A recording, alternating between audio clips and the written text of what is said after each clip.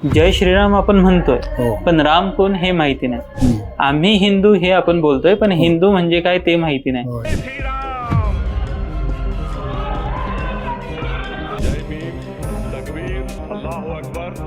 तर आपण भारतीय आहोत काय आणि आपला धर्म तो काय? धर्म नीतीशी शेज भरी. शेज म्हणजे शय्या. दोघे पतिपत्नी आहेत ना ते. म्हणून नीतीशिवाय धर्म हा विधूर आहे आणि धर्माशिवाय नीती ही विधू आहे. म्हणजे रावणाचा आणि रामाचा धर्म एकच आहे. हो, नीती बदलते. नुसता धर्म एक आहे. तोही शिवशंकराला मानतोय, राम शिवशंकराला मानतोय. अफजल खान प्रतापगडाच्या ह्याच्यात यावा म्हणून त्याला गोमांस आवडत असेल तर त्याला गोमांस पुरवणं हे शिवाजीने केलं. त्यासाठी गाई कापाव्या लागल्या असतील. पण शिवाचा हेतू काय आहे? हा अधार्मिक, अनितीमान, वैदिक धर्माच्या विरुद्ध आचरण करणारा अनितीमान असलेला ह्याला मारायचा आहे. मग त्याला तिकडे आणण्यासाठी त्याला काहीतरी प्रलोभन दाखवलं पाहिजे. प्रत्येकाने आपापलं कर्तव्य केलं की प्रश्नच नसतो. आता काय झालं सध्या? प्रत्येकाला अधिकाराची जाणीव झाली आहे आणि कर्तव्याचा विसर पडले. कर्तव्य करावं लागतं, अधिकार मिळत असतो. गंमत कशी आहे, आम्ही देवाचं इतकं करतो पण आम्हाला काही सुख मिळत नाही. की द्रौपदीने एक प्रश्न धर्माला विचारला की तुम्ही एवढे धर्माने वागता, एवढं सगळं करता, पण तुम्हाला वनवास आहे. आणि अधर्माने वागतो ना, दुर्योधन किती मजेत छानपैकी सगळ्या राज्याचे उपभोग घेतो, हे करतो. मग तुम्हाला धर्म वागून सुख काय? आता काही लोकांना भीती वाटते, आम्ही सगळं नामस्मरण करत बसलो, मग आम्ही काय करायचं? सोपं आहे म्हणले, हाताने काम, मुखाने नाम. गोंदवलेकर महाराजांनी तेच सांगितलं. गोंदवलेकर महाराजांनी फारच नामाबद्दल फारच उलगडा केलेला आहे त्यांनी.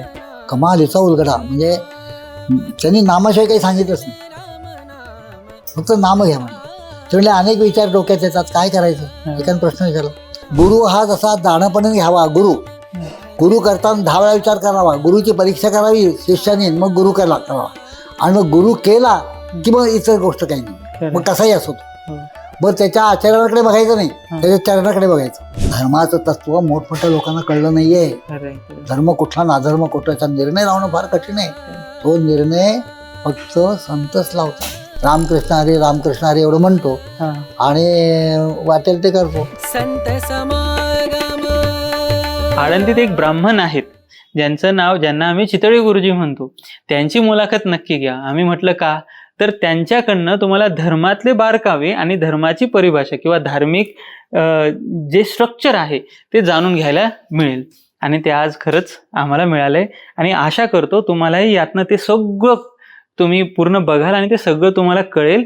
आणि पुढच्या वेळी तुम्ही स्वतःला हिंदू, सनातनी किंवा वैदिक काही भारतीय म्हणत असताना अभिमानाने म्हणू शकता, सांगू शकता. कोणी 4 प्रश्न विचारले तर त्याला उत्तर देऊ शकाल, अशा प्रकारचा हा पॉडकास्ट आहे. आशा करतो की तुम्ही पूर्ण बघाल आणि आपण त्याचा आस्वाद घेऊयात. रामकृष्ण हरी. रामकृष्ण हरी. रामकृष्ण हरी.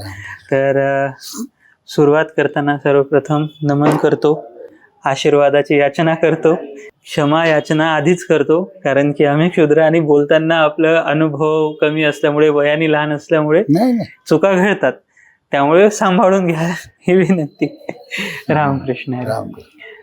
मुळात तुमच्याकडे येण्याआधीच, म्हणजे आपण त्या दिवशी आलो आम्ही, बाळकृष्ण गुरुजींनी फार आग्रह केलेला आधीच. विशेषतः ह्या पॉडकास्ट जो आहे याचं कारण हे आहे की शुद्ध परमार्थ, आजकाल जे आपण ट्रेंडमध्ये वोक स्पिरिच्युअलिटी, त्यासोबतच काहीतरी कूल वाटतंय म्हणून जो अध्यात्म बघतो त्याला बाजूला सारून जो खरा परमार्थ आणि परंपरा आहे ती उघड व्हावी, लोकांसमोर यावं, हा उद्देश आमचा. बाळकृष्ण गुरुजी आणि त्यासोबतच अनेक वारकरी महात्मा आणि महाराज लोक जे माझ्या ओळखीतले आहेत, त्यांनी विशेषतः तुमचं गुणगान केलेलं की चितळी गुरुजी आहेत, फार वर्षापासूनची साधना आहे आणि स्थान, एक संताचं चरित्र जे आपल्याला कळतं बाहेरून, ते आम्हाला तुमच्या बद्दल महती आधीच कळलेली. ते घेऊन आम्ही आलो तुमच्याकडे आणि आम्हाला त्यावेळेसच कळलं की चला, हे ठिकाण आहे ज्या ठिकाणी आपल्याला भरपूर काही माहिती मिळू शकते, ज्ञानार्जन होऊ शकतं. आणि त्यावेळेस तुम्ही ज्या पद्धतीने आम्हाला मार्गदर्शन केलं, अगदी त्याच पद्धतीने आम्हाला मार्गदर्शनाची गरज आहे. प्रश्न, जर एका प्रश्नाने आपण औपचारिकरित्या सुरुवात करायची झाली, तशा 2-3 मुद्दे आहेत. त्यावेळेस पण मी विचारलं, दत्त संप्रदाय आणि वारकरी संप्रदाय, दत्तप्रभू. तुमच्याबद्दलचं इंट्रोडक्शन मी देईलच की ज्यात तुम्ही गुरुचरित्राचं मराठीमध्ये किंवा सोप्या गद्य भाषेत गद्य भाषेत गद्य हो. भाषांतर केलंय. सुरुवात करताना मात्र मला एक प्रश्न जो सर्वसाधारण जनांना, तरुणांना, जय श्रीराम आपण म्हणतोय हो. पण राम कोण हे माहिती नाही. हम्म. आम्ही हिंदू हे आपण बोलतोय पण हिंदू म्हणजे काय ते माहिती नाही. होय. सनातन नवीन शब्द आला तर मग सनातनच घरून चालणार, कोणी काय. तर आपण भारतीय आहोत काय आणि आपला धर्म तो काय, हम्म. हा माझा प्रश्न. आहे असं आहे की आपल्या आता हिंदू धर्म हा शब्द नंतर आलेला आहे. मूळ वैदिक धर्म हा वेदाने सांगितला. आता वेद म्हणजे काय अगोदर तर ईश्वराची घटना. अच्छा. ईश्वराने हे जगत निर्माण केलं हा. आणि निर्माण केल्यानंतर त्यांनी 4 प्रकारच्या योनी तयार केल्या. आता ईश्वर म्हणजे ईश्वराने ब्रह्मदेवाला नेमलं त्यासाठी. बरं. हां, ईश्वर जो होता त्याला असं वाटलं, तो शांत आपल्या एकांतवासात राहत होता. त्याला असं वाटलं की आपण अनेक व्हावं, एकोहम बहुश्याम असं त्याला वाटलं. येतं का वाटलं ह्याला काही नाही. कारण गंमत अशी आहे की कार्यकारण भाव हा नेहमी मनुष्याला लागू पडतो. ईश्वराला कार्यकारण भाव नसतो. हां, तो त्याच्या पलीकडचा आहे. तर त्याला असं वाटलं की आपण असं एकोम बहुश्याम व्हावं, अनेक व्हावं. म्हणून काय केलं सुरुवातीला त्यांनी की त्यांनी ब्रह्मदेवाची उत्पत्ती केली आणि त्या ब्रह्मदेवाला सांगितलं की तू हे सगळं आता जगत निर्माण करायचं आहे. ब्रह्मदेवाला मी कसं करणार म्हणला, मला काहीच ज्ञान नाही, काहीच नाही. म्हणून त्याने भगवंताने त्याला वेद दिले. अच्छा. वेद हा बिद धातूपासून शब्द आलेला आहे. हा. बिद धातू मूळ संस्कृतमधला. बिद धातूचा अर्थ आहे जाणणे, जाणणे, जाणणे, जाणणे. ओ, हा. हा. आता जाणण्यासारखं काय आहे, फक्त ज्ञान जाणणार काय. बाकी गोष्टी ज्ञान झालं ना की मनुष्याला कुठलंही कर्तव्य राहत नाही. म्हणून वेद हे जाणण्याचा विषय आहे. आणि त्याच्यात कसं आहे की प्रवृत्ती मार्ग, निवृत्ती मार्ग दोन्ही वेदाने सांगितलेले आहे.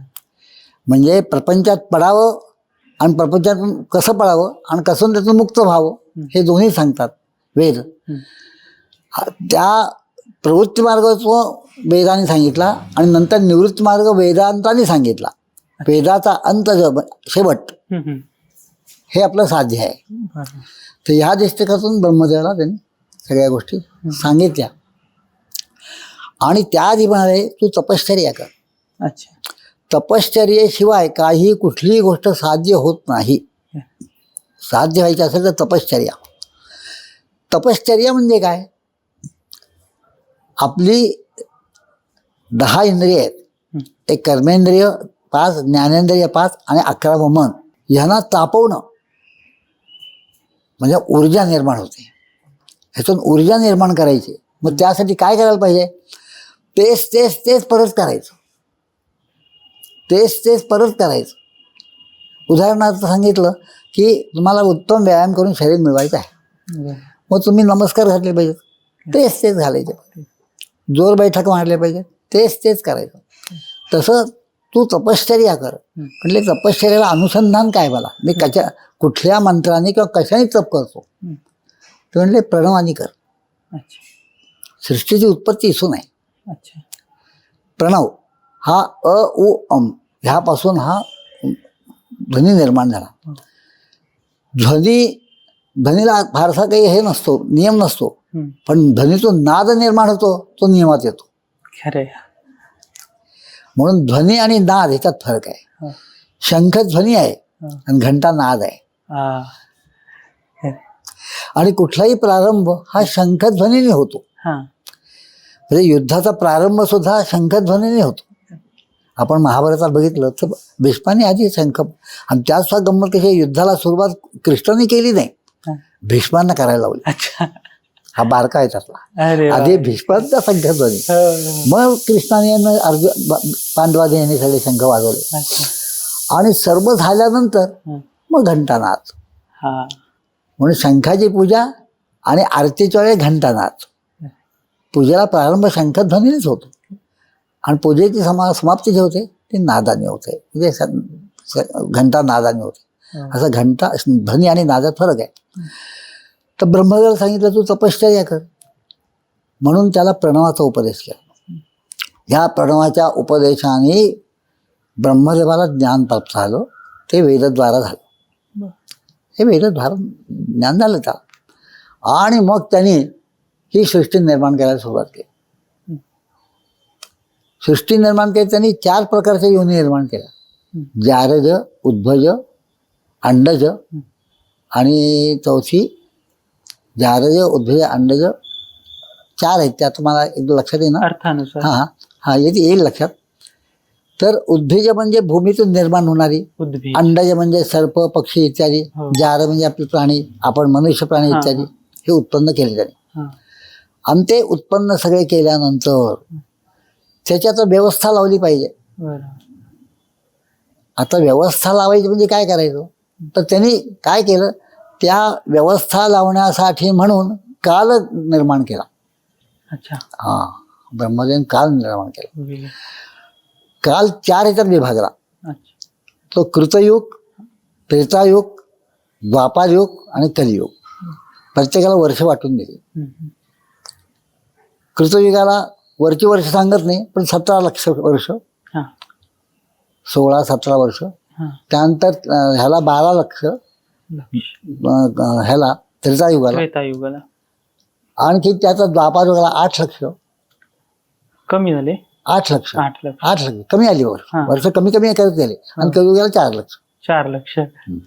हे ढोबळ मानाने सांगितलं. हां, हां. त्याची संख्या अगदी आहे बरोबर.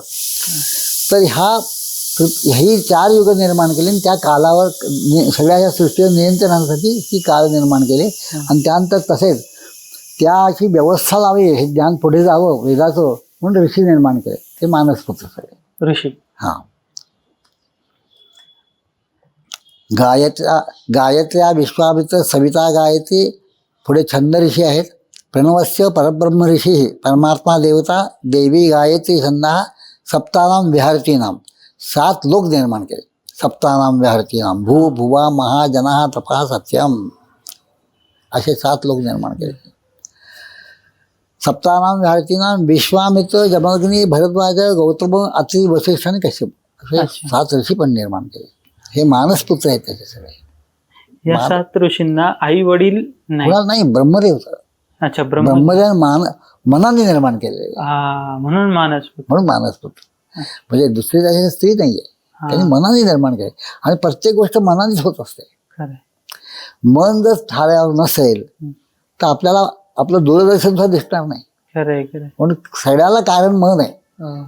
मन एव मनुष्याणाम कारण बंध मोक्षयो हो, असं वर्णन केलेलं आहे. मन सगळ्याला कारण आहे आणि ते दिसत नाही, पण त्याच्याकडनं कार्य होत असतो. खरंय. हां.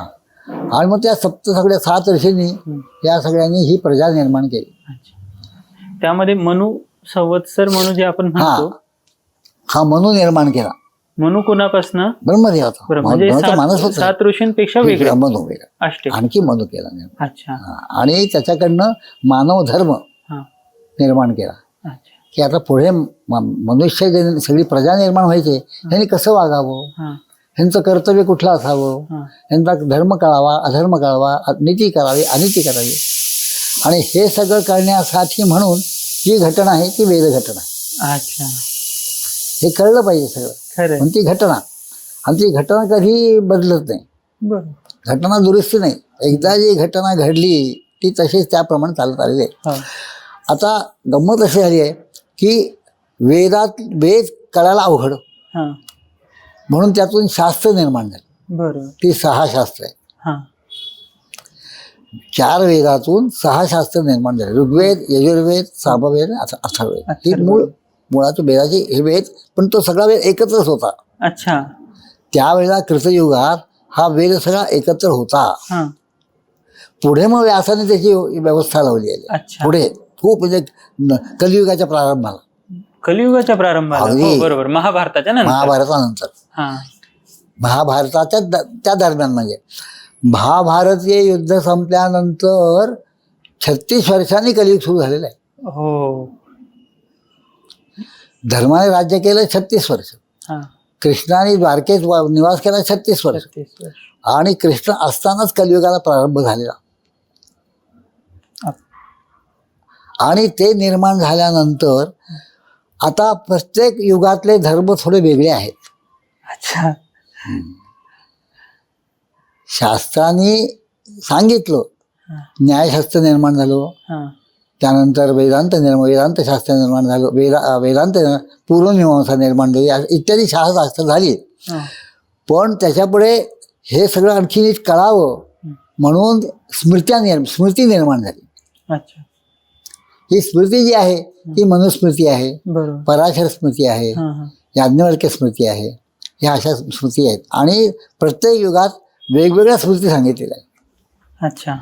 मनुस्मृतीप्रमाणे, पण मनुस्मृती सर्वांना व्यापक अशी आहे, सर्व स्मृतीमध्ये जास्ती, म्हणजे कुठल्याही युगात ती चालू शकेल.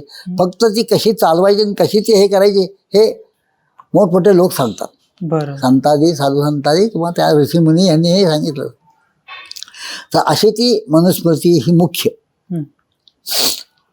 आणि ती मनूवरून आपण मानव हा शब्द बरोबर. हा निर्माण त्याच्यामध्ये धर्म झालेला. मनूची लेकर. हा, मनूची लेकर म्हणून हा, मनूच ऐकून मानव. आणि गंमत अशी आहे की या सगळ्या योनी निर्माण ज्या केल्यात ह्या सगळ्या मनुष्य सोडून सगळ्या भोग योनी आहेत. बरोबर. भोग योनी सगळ्या, फक्त मनुष्य कर्मयोगी निर्माण केला. भगवंताने निर्माण करता करता मनुष्य निर्माण केला आणि मग त्याच्या मनात आलं की याचं कर्तव्य मुख्य काय, मी निर्माण केलंय की नाही, मग ह्यांनी पण मला ओळखावं, मला जाणावं, माझं स्मरण करावं. असं करून त्यांनी ते मानव सगळे निर्माण केले. आता ही सगळी व्यवस्था लागायला पाहिजे आणखीन, पण मानवाचे 4 एक वर्ण तयार केले. ते ब्राह्मण, क्षत्रिय, वैश्य आणि शूद्र. आणि त्यांची प्रत्येकाला कर्तव्य दिली.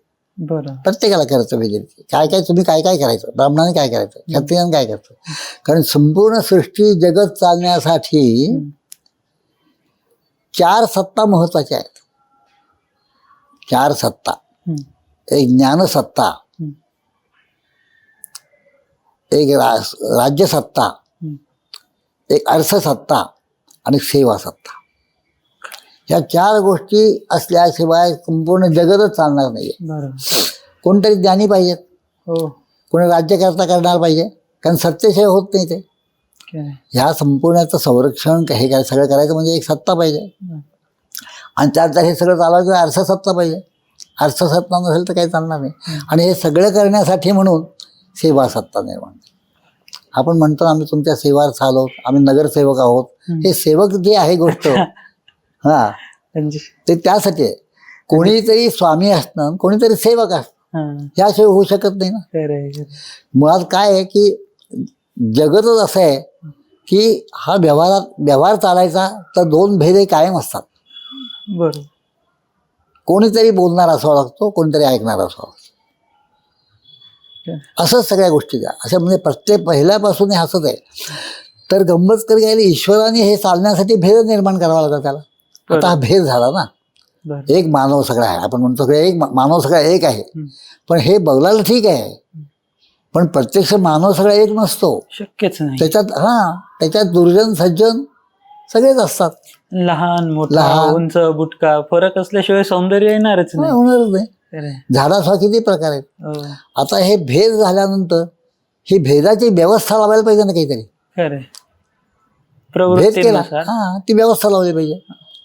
म्हणून भेदमूलक व्यवस्था झाली. आणि वेदावर काय जबाबदारी आली की त्यांनी ती व्यवस्था लावली, त्या व्यवस्थेतून भेद निर्माण झाला. भेदमूलक व्यवस्था आणि व्यवस्थामूलक भेद. आता एखादं ऑफिस टाटायचंय, ही व्यवस्था करायची म्हणजे भेद करायला लागेल. हा वॉचमन आहे, हा साहेब आहे, हा क्लार्क आहे, इत्यादी इत्यादी. बरोबर. पण त्यात लहान मोठा हा प्रकार तसा नसतो. प्रत्येकाचं कर्तव्य जे आहे ते मोठंच आहे. बरोबर. प्रत्येकाचं कर्तव्य जे आहे ते मोठंच आहे. त्याप्रमाणे ते हेच आत्तापर्यंत असं जगत चाललेलं आहे. तर कृतयुगाचं वैशिष्ट्य काय होतं, कृतयुगात कोणी इतका हे नव्हता, म्हणजे मनुष्य सत्यानेच बोलणारा होता. बरोबर. असत्य हा प्रकार नव्हता. त्रेतायुगात सत्य आणि असत्य हे दोन्ही हळूहळू यायला लागलं. द्वापारयुगात असत्याचा हे जास्ती व्हायला लागला आणि सत्य कमी व्हायला लागला. आणि कलियुगात परिस्थिती अशी आली की असत्य आहे ते सत्य वाटायला लागलं. हो, भ्रम निर्माण झालाय, भ्रम निर्माण झाला. कळत नाही. जे असत्य आहे सत्य वाटायला लागलं. हा. जो भ्रष्टाचार आहे तो शिष्टाचार झाला. खरंय. फक्त पैसा मिळवणं एवढं, त्याच्याजवळ काही काही पाळायला नको. खरंय. म्हणून धर्म हा काय करतो, धारणा धर्म मिथ्या हो, सगळं जीवांचं व्यवस्थित धारण व्हावं हा. म्हणून त्या त्या दृष्टीने त्या चालाचे कर्तव्य धर्म देतो. हम्म. पण धर्म हा विचारात्मक आहे हा. आणि आचारात्मक नीती आहे. अच्छा. धर्म आणि नीती हा. आता त्याचा महत्वाचा गोष्ट आहे. आणि धर्मनीती कशी आहे, हे बरोबर चालली तर व्यवस्थित सृष्टी चालते. बरोबर. ह्यांची फारकत झाली, त्यांचा घटस्फोट झाला हा. की सगळा तो थडा होऊन जातो, सगळं संपून जातं. आता सध्या तसं झालेलं आहे. खरंय. धर्म कसा आहे, हा असं म्हटलंय पद्मपुराणात, नीती नाम महालक्ष्मी धर्म नारायण स्वयं. नीती नाम महालक्ष्मी, हा. धर्म नारायण स्वयं. धर्म हा नारायण स्वरूप आहे, नीती ही लक्ष्मी रूप आहे. पण ती नीती धर्माला अनुगामी पाहिजे. 4 प्रकार सांगितले आहेत. हम्म. अनुगामित्व, अनुरूपता हम्म. आणि पुढे तिने त्याप्रमाणे चाललं पाहिजे. हम्म. म्हणून काय गंमत की आता काय झालं, नीतीची आणि धर्माची फारकत झाल्यामुळे सगळा गोंधळ उडाला. मी सांगितलं होता. खरंय. एक प्रश्न आहे. हा. धर्माचं स्वरूप आपण आता जाणत आलो की वेद एकच होता, हो, त्याला भेद झाली, म्हणजे 4 वेद बनवले, 4 प्रकार केले. 4 प्रकार केले. 4 आणि त्यानंतर आपण शास्त्र, ज्याच्यामध्ये वेगवेगळे वेदांत शास्त्र वगैरे, आणि आता आपण धर्माबद्दल हळूहळू जाणत आलो. मात्र नीती हा शब्दानुसार माझ्यापर्यंत पोहोचला. एक माझ्या कळून घेण्याकरता हो. नीतीची परिभाषा किंवा नीतीबद्दल आपलं शास्त्र काय सांगतं, नीती म्हणजे काय? हा, आत्ताच मी सांगितलं की धर्म विचार सांगतो हा, बरोबर. आणि नीती आचार सांगते, आचार. बरोबर. कसं वागावं. म्हणजे थोडंसं कसं आहे, धर्म हा सर्व व्यापकपणे सांगतो, हो. पण त्यातला नीतीचा जो विचार आहे हा वेगळा आहे. म्हणजे उदाहरणार्थ एखादा मनुष्य दुसरा धार्मिक असून चालत नाहीये, तो नीतिमान पण पाहिजे, तर त्या धार्मिकता अर्थ आहे. बरोबर. म्हणून एक वेळ धर्म सुटला तरी चालेल, पण नीती सुटला का म्हणे. बरोबर. एक वेळ एक म्हणजे नेहमीच नाही, पण नाही आम्हाला. म्हणजे उदाहरणार्थ सांगायचं की धर्माचं पालन करण्यासाठी मी अवतार घेतो. यदा यदा हि धर्मस्य ग्लानिर्, प्रसिद्ध श्लोक आहे. यदा यदा हि धर्मस्य ग्लानिर्भवति भारत अभ्युत्थानम अधर्मस्य तदात्मानं सृजाम्यहम् परित्राणाय साधूनां विनाशाय च दुष्कृतां धर्मसंस्थापनार्थाय संभवामि युगे युगे, असं त्यांनी सांगितलं. हे 2 श्लोक प्रसिद्ध आहेत भगवद्गीतेचे. पण एक कसा आहे, एक कारणात्मक श्लोक आहे आणि एक कार्यात्मक आहे. बरोबर. कारण काय, यदा यदा हि धर्मस्य ग्लानिर्भवति भारत, त्यासाठी या ग्लानी जेव्हा धर्माला येते तेव्हा आम्ही अधर्माचा नाश करण्यासाठी, तेव्हा आम्ही अवतार येतो. पण कार्य काय, कार्य त्याचं असं आहे की परित्राणाय साधूनाम, हे कार्य सुरू, विनाशाय च दुष्कृताम धर्मसंस्थापनार्थाय संभवामि युगे युगे. युगे युगे शब्द हा युगाच्या अर्थाने नाहीये, अच्छा. वेळोवेळी. बरोबर. वेळोवेळी म्हणजे प्रत्येक युग शब्दाचं मी घेतो असं नाहीये, हा. असा अर्थ नाही त्याचा. अच्छा. हा शब्दार्थ झाला. हा, मी तोच घेतला. लक्षार्थ भावार्थ वेगळा असतो. हो. तू शहाणा आहेस आणि तू शहाणा आहेस, वाक्य एक झाली, पण त्याचा अर्थ वेगळा झाला. हा जसा साधा मराठी भाषा आपण म्हणतो, तसं युगे युगे हा शब्द जो वापरलेला आहे तो जेव्हा जेव्हा गरज पडेल. आणि कसं आहे की धर्मस्थापनेसाठीचं कार्य किती लहान मोठं आहे ह्याच्यावर मी कधी स्वतः येतो, कधी दुसरा अवतार घेतो, आणखी लहानसा अवतार घेतो, संतांच्या रूपाने येईन, विविध प्रकार, शिवाजीच्या रूपाने येईन, कोणाच्याही रूपाने येईल. काय आहे, प्रत्येक जीव हा भगवंताचा अंश आहे. त्यांनी असं म्हटलंय, ममैव अंशो जीवलोके जीवभूत सनातना. हे सगळे जीव आहेत माझे अंशच आहेत. आणि त्यांच्या प्रत्येकाच्या हृदयात मी आहे. फक्त फरक एवढाच आहे की काही जीवांच्या ह्याच्यात मी जास्ती मोठ्या तेजाने असतो, काही जीवांच्या ह्याच्यात कमी तेजाने असतो, काहींच्या अगदी असतो. म्हणजे आपण म्हणतो की हा 100चा दिवा आहे, हा वीज एकच आहे सगळे. हा हो पण हा 100चा दिवा आहे, हा 50 पॉवरचा आहे, हा 25 पॉवरचा आहे, हो पण वीज एकच आहे. ती वीज विद्युत ऊर्जा म्हणजे तो ईश्वर. हम्म. आणि तो त्याप्रमाणे ज्याच्याजवळ हम्म. मला ओळखण्याची शक्ती आहे, हम्म. ज्याच्याजवळ पुण्य जास्ती आहे आणि ज्याच्याजवळ पाप नाही कमी आहे, हम्म. अशा ठिकाणी मी त्या ठिकाणी प्रगट होत असतो. आता प्रश्न असा आहे, अशी शंका उद्भवते हा की हे सत्कर्म आहे, हे दुष्कर्म आहे, हो हे पापात्मक कर्म आहे, हे पुण्यात्मक कर्म आहे, हम्म. ह्याचा निवाडा कोण करणार? हम्म. प्रत्येकजण मला मान्य करतो ते बरोबरच आहे ना. बर मग यासाठी भगवंतांनी वेदाला नेमलेलं आहे. बर म्हणजे माऊलीने अशा गोड शब्दात दिलंय की हा विश्व चावडीवर मी वेदाला तलाठी म्हणून नेमलेला आहे. अच्छा माऊलींच्या शब्द हो आणि तो न्यायाचा निवाडा करतो. हो न्याय कुठला अन्यायाचं काम वेदाकडे दिलेलं आहे. हा म्हणजे वेद कसा आहे, ईश्वराचा प्रतिपादक आहे आणि ईश्वर वेदाचा प्रतिपादक आहे, खरं. असं परस्पर आहे. ओम नमो ज्याद्या वेद प्रतिपाद्या. हा आता वेद प्रतिपाद्या, ज्या वेदाने ईश्वराचं प्रतिपादन केलेलं आहे, हा आधी ईश्वराने वेदाचं प्रतिपादन केलं, मग नंतर वेदाने ईश्वराचं प्रतिपादन केलं. तर ईश्वराचं जे काही स्वरूप आहे, काय आहे, मग काय आहे, हे कसं आहे वेदाकडनं कळालं, नाही तर आम्हाला कळालं नसतं. खरं. त्याला सगुण रूपात आणण्याचं काम वेदाने केलं. हम्म. कारण शब्द कसे आहेत, शब्द हे चित्र निर्माण करतात, हम्म. ध्वनी चित्र निर्माण करतो. हम्म. माऊलीने त्याच्यावरही सांगितलं की असं चित्र निर्माण करतो तो, आणि मग ते चित्र आपल्याला दिसतं. ते नादातून निर्माण होतं, शब्दातून निर्माण होतं. तर हा पापपुण्यातून निवाडा वेदाने केला. आता पाप कशाला म्हणायचं आणि पुण्य कशाला म्हणायचं? बरोबर. थोडक्यात पापाची व्याख्या अशी करायची तर दुसऱ्याला त्रास होईल असं वागणं म्हणजे पाप. पा म्हणजे आणखी खूप बारक्या बारक्या त्याच्यात कंगोरे आहेत. हा हा आणि दुसऱ्याला सुख होईल हा असं वागणं म्हणजे पुण्य. खरं. असं ते पापपुण्य. ते कशावर अवलंबून आहे? कर्मावर अवलंबून आहे. हम्म. आपण जे कर्म करतो हम्म. त्या कर्म चांगलं आहे का वाईट आहे हे वेदाने सांगून टाकलं, संतांनी सांगून टाकलं. हो मग आपण चांगलं कर्म करत आहे. बर. आणि हे जे कर्म करण्याची जी पद्धत आहे योग्य पद्धतीने, त्याला आपण नीती म्हणावं. नाही, हा तसं म्हणता येणार नाहीये. नीती ही कशी आहे सांगू का? अर्थात तुम्ही म्हणला तसं काही अंशाने ते बरोबर आहे हा. की ह्याच्यात नीती आली ना हा. की दुसऱ्याला त्रास सुख होईल असं त्याचं वागणं ही नीतीच आहे. ही नीती आहे. बरोबर. ही नीतीच आहे. जग धर्माने सांगितलं हा की तू असं कोणाला त्रास देऊ नको, पण नीतीने त्याचं आणखी स्पष्टीकरण केलं. बरोबर. त्याला काही त्रास होता का? हे साधं उदाहरण. हम्म. आणखी पापपुण्याचे खूप गोष्टी आहेत. आणि पापपुण्य निर्माण होण्यासाठी आपलं कर्म होतं. हो हो. आपण जे कर्म करतो, हम्म. आपण जे सत्कर्म करतो तर पुण्य निर्माण होतो, दुष्कर्म करतो तर पाप निर्माण होतो, सत्कर्म करतो दुष्कर्म करतो हे सांगितलं. आणि त्याला नीती ह्यालाच नीती म्हणायची हरकत नाही. बरोबर. मग काहीच हरकत नाही त्याला. नीतिमान व्हा अशा तऱ्हेचं ते आहे. नारायण आणि लक्ष्मी. हां. आणि भगवंतानी धर्मसंस्थापनार्थ असं म्हटलं, हा.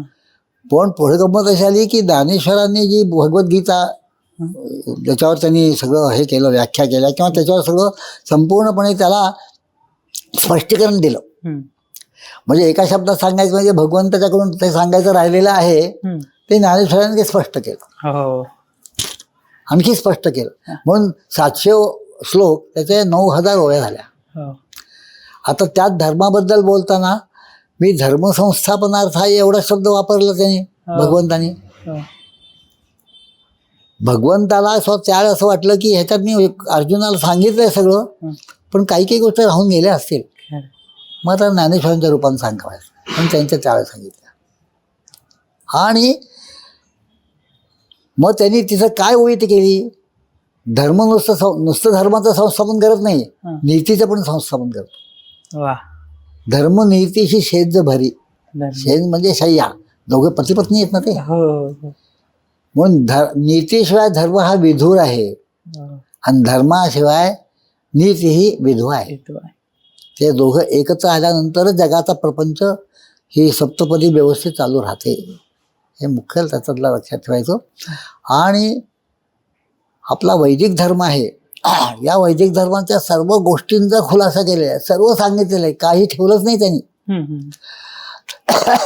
त्यातून मग जे निर्माण झाले ते पंथ निर्माण झालेले आहेत. हो. ते धर्म नाही आहेत. धर्म हा एकच असतो. नेहमी धर्म हा एकच असतो, दोन धर्म नसतात. म्हणजे रावणाचा आणि रामाचा धर्म एकच आहे. हो, नीती बदलली. खरं. नीती बदलल्यामुळे युद्ध झालं. नुसता धर्म एक आहे, तोही शिवशंकराला मानतोय, राम शिवशंकराला मानतायत. रावण सुद्धा सगळं सत्कर्म सगळी करतोय, ब्राह्मणच आहे तो, सगळी कर्म करतोय, रोजचं वेदाध्ययन चालू आहे त्याचं. हो, पण नीती बदलली त्याची. नीती बदलली. धर्म आणि नीतीच्या द्वारा जे जे सांगितलं की परस्त्री मात्र समान आहे बाबा, मग त्यांनी ते ऐकलं नाही. कारण ऐकणं इतकं स्वातंत्र्य बुद्धीचं भगवंतानी मनुष्याला दिलेलं आहे ना. त्याच्यामुळे मग ते त्या गोष्टी त्याला बुद्धीला त्याला स्वातंत्र्य दिलेलं आहे भगवंतानी. स्वातंत्र्य किती दिलंय? एक क्षणाचं दिलेलं आहे. अच्छा. एक क्षणाचं स्वातंत्र्य. पण त्या स्वातंत्र्याचा जो उपयोग करतो तो लोकोत्तर पुरुष होतो. आणि सामान्य मनुष्य काय होतं त्याच्याकडनं? तो ते भूतकाळ होऊन गेलेला असतो. काय? भविष्य आणि वर्तमान आणि भूतकाळ असे ते तीन काळ सतत जात असतात. तितके वेगाने जातात. एका क्षणामध्ये त्या भविष्याचा काही क्रियमानाच्या हातून लगेच भूतकाळ निघून जातो. म्हणजे एक क्षणभरच क्रियमान आहे, म्हणजे कर्तव्य वर्तमान काल एक क्षणभर आहे. त्या क्षणात तुम्हाला स्वातंत्र्य दिलेलं आहे की तुम्ही कसं करायचं, काय करायचं. आणि त्या क्षणात राहणं हे फार महत्वाचं आहे. म्हणजे सगळी कर्तव्य त्या क्षणातच होतात असतात. प्रत्येक गोष्ट आपण ऑन द स्पॉट म्हणतो. ते क्षणातच आहे सगळ्या गोष्टी. तो क्षण पकडता आला पाहिजे. नाहीतर मग भूत गेल्यागत पश्चाताप आणि जे व्हायचंय त्याच्याबद्दल चिंता, ह्याच्यात मनुष्याचं सगळं आयुष्य जातं. असा हा आपला वेदांत सांगितला वैदिक धर्म हा आत्तापर्यंत आता असा चालत आलेला आहे. आता कुठल्याही व्यवस्थेला शैथिल्य निर्माण होतच.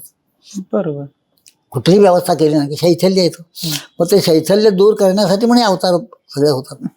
ते शैथिल्य दूर व्हावं आणि कालाप्रमाणे त्या धर्माची म्हणजे त्या नीतीची त्याची रचना व्हावी. कालाप्रमाणे कालाचा विचार केलेला आहे ना. अच्छा. हो सर, आपल्या शास्त्रकारांनी कालाचा विचार केलेला आहे. आणि व्यक्तीपेक्षा समाज श्रेष्ठ आहे. म्हणजे समाजात ते चाललेलं आहे, त्या समाजाला धक्का न लावता कसं करता येईल याचाही विचार केलेला आहे. यद्यपि शुद्धम लोकविरुद्धम ना करणीयम ना आचरणीयम. एखादी गोष्ट शुद्ध असली ना तरी ती म्हणले लोकांचं मान्य होत नसेल तर त्याचा जास्ती प्रसार करू नये. मग ते सगळं युक्तीने घ्यायचं. सगळीकडे युक्ती आहे बघा. शक्तीने राज्य मिळते पण युक्तीने ती टिकतात. युक्तीने लागता येत म्हणजे सगळी ठिकाणी युक्ती आणि दुसऱ्या गोष्टी समन्वयात्मक बुद्धी हा सगळ्याचा समन्वय करायचा असतो म्हणजे होतं. आणि कर्म जे आहे त्या कर्म केल्याने जे काही पापपुण्य होतं हे कर्माने पापपुण्य निर्माण होत नाही, कर्माच्या हेतूने का पापपुण्य निर्माण होतं. कर्माच्या मागचा तुम्ही हेतू लक्षात घ्यायचा. म्हणजे उदाहरणार्थ सांगायचं, अफजल खान प्रतापगडाच्या ह्याच्यात यावा म्हणून त्याला गोमांस आवडत असेल तर त्याला गोमांस पुरवणं हे शिवाजीने केलं. त्यासाठी गाई कापायला लागल्या असतील. म्हणजे मला त्यातलं इतिहास पण मी सांगत नाहीये, त्यातलं तात्पर्य घ्यायचं लक्षात घ्या. म्हणजे ही काही इतिहासात गोष्ट आहे असं नाहीये. पण शिवाजीने त्यासाठी जर करावं लागलं असेल गाई कापून त्या अफजल खानाला द्यायच्या, पण 100 गाई कापून त्याचं जर भागत असेल तर पुढच्या 10,000 गाई वाचतील ना त्याला मारल्यानंतर. अच्छा. पण शिवाचा हेतू काय आहे? हा अधार्मिक अनितिमान वैदिक धर्माच्या विरुद्ध आचरण करणारा अनितिमान असलेला ह्याला मारायचा आहे. मग त्याला तिकडे आणण्यासाठी त्याला काहीतरी प्रलोभन दाखवलं पाहिजे. विश्वास निर्माण व्हावा. म्हणजे एक उदाहरणार्थ तुम्हाला सांगितलं. हेतू काय? 2 हातात बंदूक घेऊन 2 व्यक्ती उभे आहेत आणि त्या 2 व्यक्तींनी दोघांना मारलं. एक होता सैनिक होता आणि एक होता दरोडेखोर होता. क्रिया कर्म एकच आहे, हेतू स्वतंत्र आहे. पण हेतूचं फल मिळतं. पण हेतू चांगला राखणं. कर्म म्हणजे धर्म समजा तुम्ही आणि हेतू म्हणजे नीती समजा. बरोबर. आणखी वा वा वा. आता कर्म आपलं कर्म कर्म. धर्म आणि नीती हा यातलं आता स्पष्ट झालं. हा कर्म करत नाही म्हणजे किंवा कर्म करण्यात कसं करावं काय तो धर्म झाला. हो त्यातला उद्देश तो काय ते म्हणजे तो नीती. तो नीती झाली. हा. हा. नीती चांगली पाहिजे. हा. हेच म्हणजे आपला धर्म असा 4 चौकटींमध्ये बंद होऊन एकदम नाही packed तसा तसं बंद नाहीच आहे तो. नाहीच आहे. नाही नाही नाही. प्रत्येकाने आपापलं कर्तव्य केलं की प्रश्नच नसतो. आता काय झालंय सध्या प्रत्येकाला अधिकाराची जाणीव झाली आहे आणि कर्तव्याचा विसर पडलेला आहे. हा वा खरंय. त्यात आणखी अधिकार कर्तव्य करावं लागतं, हा. अधिकार मिळत असतो. बरोबर. दुसरं वाक्य कर्तव्य करावं लागतं, करावं. प्रयत्न नाही त्याचा आणि अधिकार मिळत असतो आपण. हा. पण त्याचा अधिकाराकडे लक्षात असतो, तो त्याचं कर्तव्य करत असतो. खरंय. अधिकार आज खुर्ची मिळेल की नाही आपलं काय, आपलं कर्तव्य काय राष्ट्रहित करणं, वा धर्माचं हित करणं, धर्माप्रमाणे चालणं. चालेल. पण धर्म अफूची गोळी म्हणतात. कारण काय, त्यांना बंधनात राहायला नको म्हणून. स्वातंत्र्य म्हणजे स्वतंत्र होणं हम्म. म्हणजे गंमत कशी आहे, आपण कुठल्या तरी बंधनात आपल्याला घालून घेतलं पाहिजे. असायला पतंगाला दोर असावा. हा पतंग जोरा पाहिजे. खाली मुळांना बंधन असतं म्हणून झाड वाढतं ना, खरे. तसं नाही तर वाढणार नाही. म्हणून असं आहे ते. म्हणून स्वैराचार हा वेगळा असतो. बरोबर. हा स्वातंत्र्य म्हणजे स्वातंत्र्याचा उपयोग स्वैराचारासाठी करायचा नाहीये. खरे. स्वातंत्र्याचा अर्थ आचारनिष्ठ होऊन त्या बंधनात, योग्य बंधनात, धर्माच्या नीतीच्या बंधनात राहून कर्म करणं आणि मग जे मिळेल ते स्वातंत्र्य आहे. मग तो स्वातंत्र्याचा अर्थ स्वतंत्र. हा. स्वतंत्र म्हणजे आपल्या स्वतःच्या तंत्राने वागायचं. पण आपला स्व म्हणजे कुठला आहे, तो धर्माच्या याच्यात बांधलेला आहे, तो वा. नीतीच्या याच्यात बांधलेला आहे. वा वा. किती गंमत कशी आहे, आम्ही देवाचं इतकं करतो हा. पण आम्हाला काही सुख मिळत नाही. हा. अमकं होतं तमकं होतं आम्ही काय. तर त्यासाठी काय आहे की ईश्वराच्या आपण आपल्या मनाप्रमाणे वागतो किंवा आपण नुसतं मोठमोठ्याने नमस्कार करायला जातो, नमस्कार करतो, हा. पण आम्ही ईश्वराच्या मनाप्रमाणे वागत नाही. आगा जयाचे जे विहित हा. ज्ञानेश्वर नाही. विहित म्हणजे कर्तव्य, स्वकर्तव्य. जी कर्तव्य आलेली ती जन्मसिद्धच येतात कर्तव्य. कारण आपण कधी ठरवतच नाही, आपापच ती स्वकर्तव्य येतातच असते. आणि ती स्वकर्तव्य यावीत आणि स्वकर्तव्यातच आपण कर्म करावं म्हणूनही 4 वर्ण आहेत, हो. 4 आश्रम आहेत, हो. 4 वेद आहेत, हो. 4 विषय आहेत. तर सांगायचं म्हणजे की आपण आपलं कर्तव्य करत राहता जे काही आपण करतो. गंमत अशी आहे, अधिकार हा बाप येत असतो, आपण मी आता म्हटलं तुम्हाला. पण मनुष्य काय करतो, तो अधिकारच आपलं सगळं आहे असं समजतो. हो. कर्तव्य विसरून जातो, विसरून जातो. संपून जाते. तसं नाही. ह्याच्यात ही महत्वाची गोष्ट आहे. सगळ्यात मोठी गोम हीच आहे. अगदी म्हणून धर्माचं आणि नीतीचं पालन काय झाले, हल्ली लोक धार्मिक झाले हो, हो. पण नीतिमत्ता कमी झाली. क्या बात. सगळं गोंधळ आहे. खरे. हा धार्मिक झालेत, हो. खूप धार्मिक. आणि ते धार्मिक का झाले, एक गोष्ट सांगतो मला. भीतीपोटी धार्मिक झाले. खरे.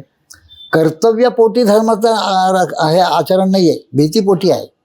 गाडी घेतलेली आहे, तिची पूजा करायची. का करायची, कोणी अपघात होऊ नये म्हणून. त्यासाठी गाडी. हो. म्हणजे असं प्रत्येक गोष्ट अशीच चाललेली आहे. खरे. खरे. अहो गंमत अशी आहे की द्रौपदीने एक प्रश्न धर्माला विचारला हा. की तुम्ही एवढे धर्माने वागता, एवढं सगळं करता, पण तुम्हाला वनवास आहे. आणि अधर्मामध्ये वागतो, दुर्योधन किती मजेत, किती छानपैकी सगळ्या राज्याचे उपभोग घेतो, हे करतोय. मग तुम्हाला धर्म वागून सुख काय. ते म्हणले सुखासाठी मी धर्माचं आचरण करतो असं नाहीये, मी माझं कर्तव्य म्हणून धर्माचं आचरण करतो. मला परमेश्वराने कर्तव्य दिलेलं आहे, त्यासाठी मी सुखदुःखाचा विचार करत नाही. आणि त्यात फरक असा आहे, सुख वेगळं आणि हित वेगळं आहे. लक्षात, सुख वेगळं आहे, हित वेगळं. सुखामध्ये हित आहे, पण हितामध्ये सुख असेल तसं नाही. हितामध्ये सुख आहेत, पण सुखामध्ये हित आहे असं नाहीये. ते आता बोललोच. अच्छा, हा असं आहे ते. असं आहे, सुखामध्ये हित असेलच असं नाही, पण हितामध्ये सुख आहे. उदाहरण तर द्यायचं म्हणजे आम्हाला डॉक्टरांनी सांगितलंय तुम्हाला मधुमेह आहे अमका आहे, तुम्ही सकाळी उठून फिरायला जात जा पहाटेच्या वेळेला. आता गुलाबी थंडीत गुलाबीची झोप अगदी आपली इतकी सुंदर असताना सकाळी पांघरून बाजूला करून फिरायला जाणं हे सुखकारक आहे का हो? नाही, पण हितकारक आहे. हितकारक. म्हणून माऊलीने सुद्धा वेदाचं वर्णन करताना त्यांनी वेदाला माऊली म्हटलंय, बाप म्हटलंय, सगळं म्हटलेलं आहे. सर्वं तसं वेद आहे. तर त्यांनी असं म्हटलंय की वेद कशात म्हटले, अहितापासून काढीती हित देऊन रखीती किंवा राखीती. अहितापासून काढतात. ते सुखाचा विचार करत नाही. तुमच्या सुखदुःखाचा विचार धर्माने केलेला नाहीये, हिताचा विचार केलेला आहे. तेच मला सुखदुःख मिळेल तुमच्या कर्माप्रमाणे, पण हितकारक ते करा. आणि हितकारक म्हणजे धर्माप्रमाणे नीतीप्रमाणे वागा. अगदी सोपी गोष्ट.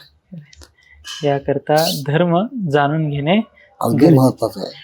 आता आतापर्यंत आपण असं बघितलं, म्हणजे धर्म जाणून घेण्याकरता आपण बघितलं की उत्पत्ती कशी आणि त्यानुसार वेद, आणि मग व्यासांनी धर्म सांगितला. धर्मासोबत वेदाचे भाग वेदाचे भाग केले, नीती आणि धर्म.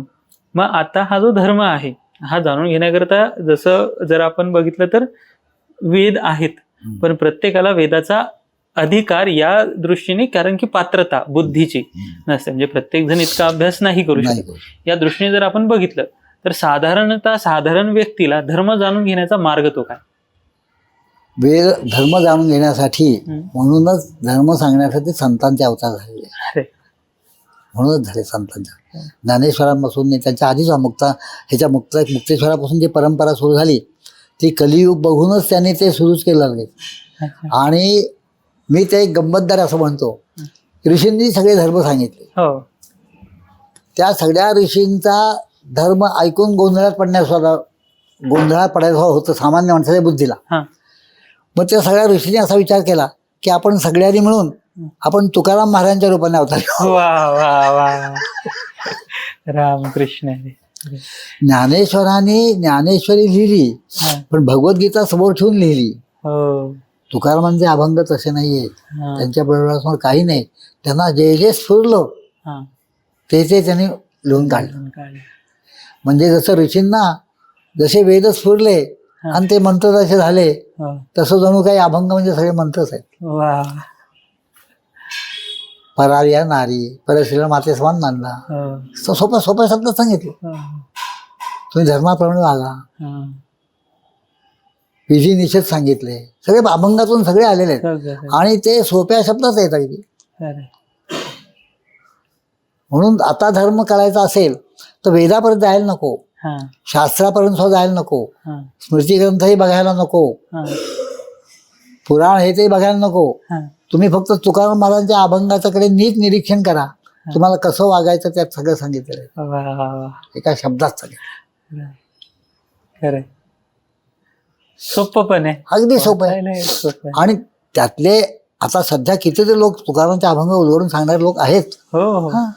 तर एक माझं असं निरीक्षण आहे, तुकोबा आणि तुकोबा रायांचे ग्रंथ आपलं अभंग याचा सगळे लोक ना, म्हणजे खरं इतकं सर्व व्यापक आहे की प्रत्येकाने एक बाजू जरी पकडली तरी त्याला ती सर्वस्व वाटू शकते आणि आपली वाटू शकते.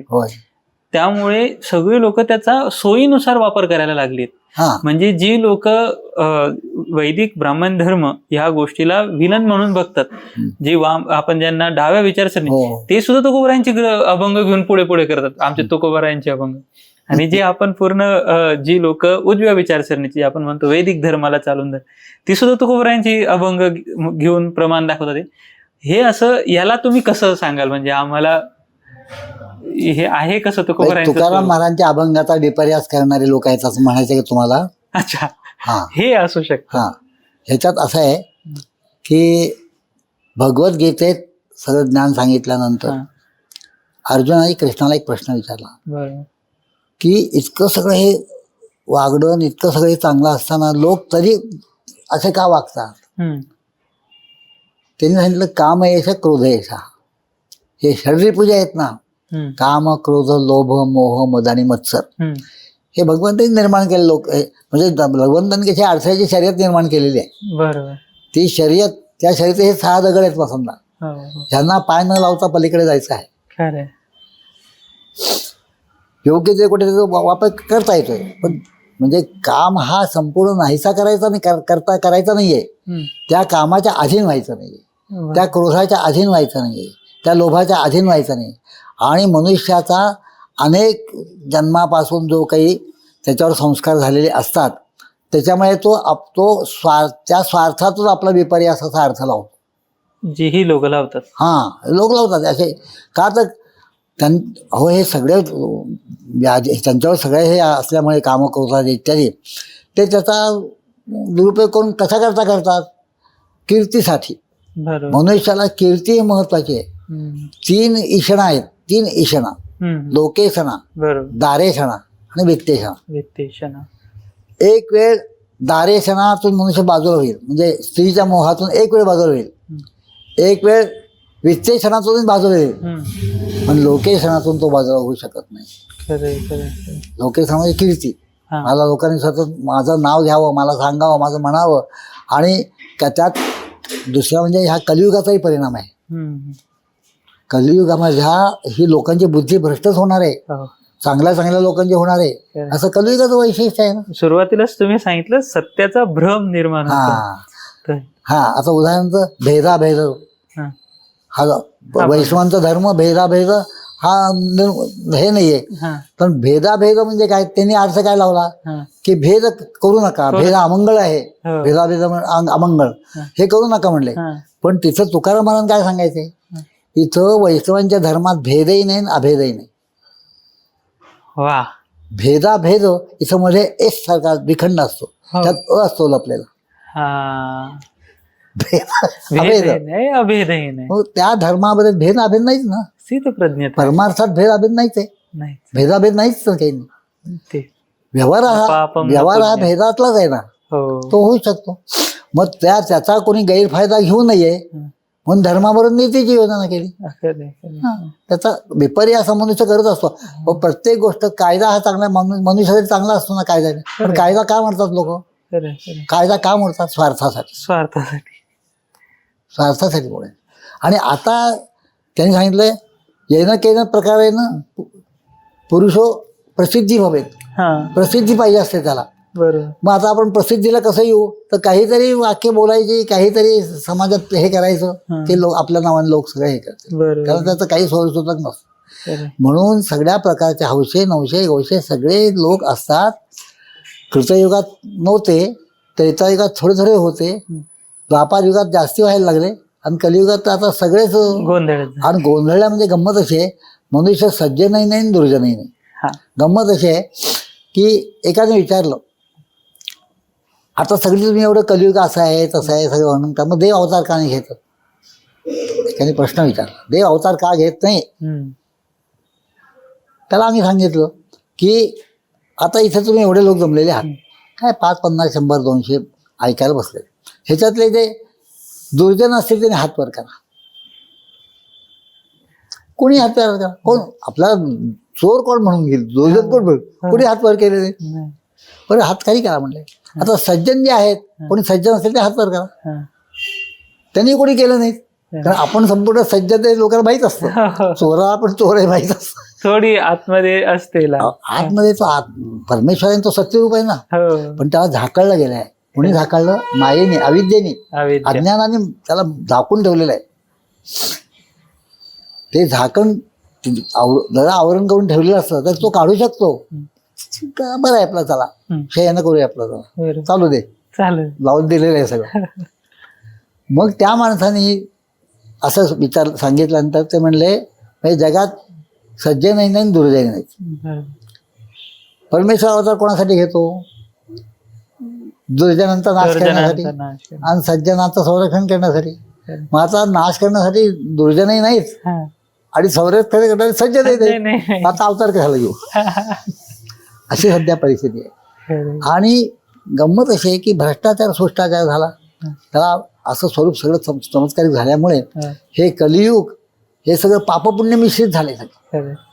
कुठलं पाप आणि कुठलं पुण्य हा. हे लोकांना कळेन असं झालं. हा. हा. आणि ह्याचं एकच कारण की आम्ही वैदिक धर्माने जी तत्व सांगितली आहेत, जी तत्व संतांनी पुढे आतापर्यंत सांगितली ती कोणी बघत नाही. नुसतं रामकृष्ण हरी एवढं म्हणतो हा आणि वाटेल ते करतो. खरंय खरंय असं तोंडात मुखानं रामकृष्ण म्हटलं, पण रामकृष्णापर्यंत ऐकलं पाहिजे. खरंय खरंय. राम म्हणताना काय होतं, मनुष्य निर्विचार होतो. हो. कृष्ण म्हटलं की ते निर्विषय होत, वा. हो. निर्विषय होतो. हरी म्हटलं की तो निर्विकार होतो. वा वा. आणि नंतर त्या तिघांनंतर जो गुरु असतो तो गुरु तुम्हाला निर्विकल्प करतो. असं रामकृष्ण हरीचा थोडक्यात तात्पर्य आहे. आणि ते आपण जप करत असताना किंवा म्हणत असताना नामस्मरण कलियुगात नामस्मरण सांगितले महत्वाचं. हो. प्रत्येक युगात वेगवेगळं सांगितलेलं आहे, हा पण कलियुगात नामस्मरण करा. पण नामस्मरण करत असताना नामस्मरणाचं झाड लावायचं, नामस्मरणाचं, आणि विषयाचे राग त्यात घालायचे सतत. असं होतं का? म्हणून शुद्ध पद्धतीने निर्विचार होऊन तुम्ही नामस्मरण करा. योग्य वेळेला योग्य बुद्धी भगवंत देतून तुमचं कार्य होतं आणि तुमचा व्यवहार होतो. व्यवहार हा होत असतो आपाप, प्रपंच होत असतो, परमार्थ करावा लागतो. खरंय.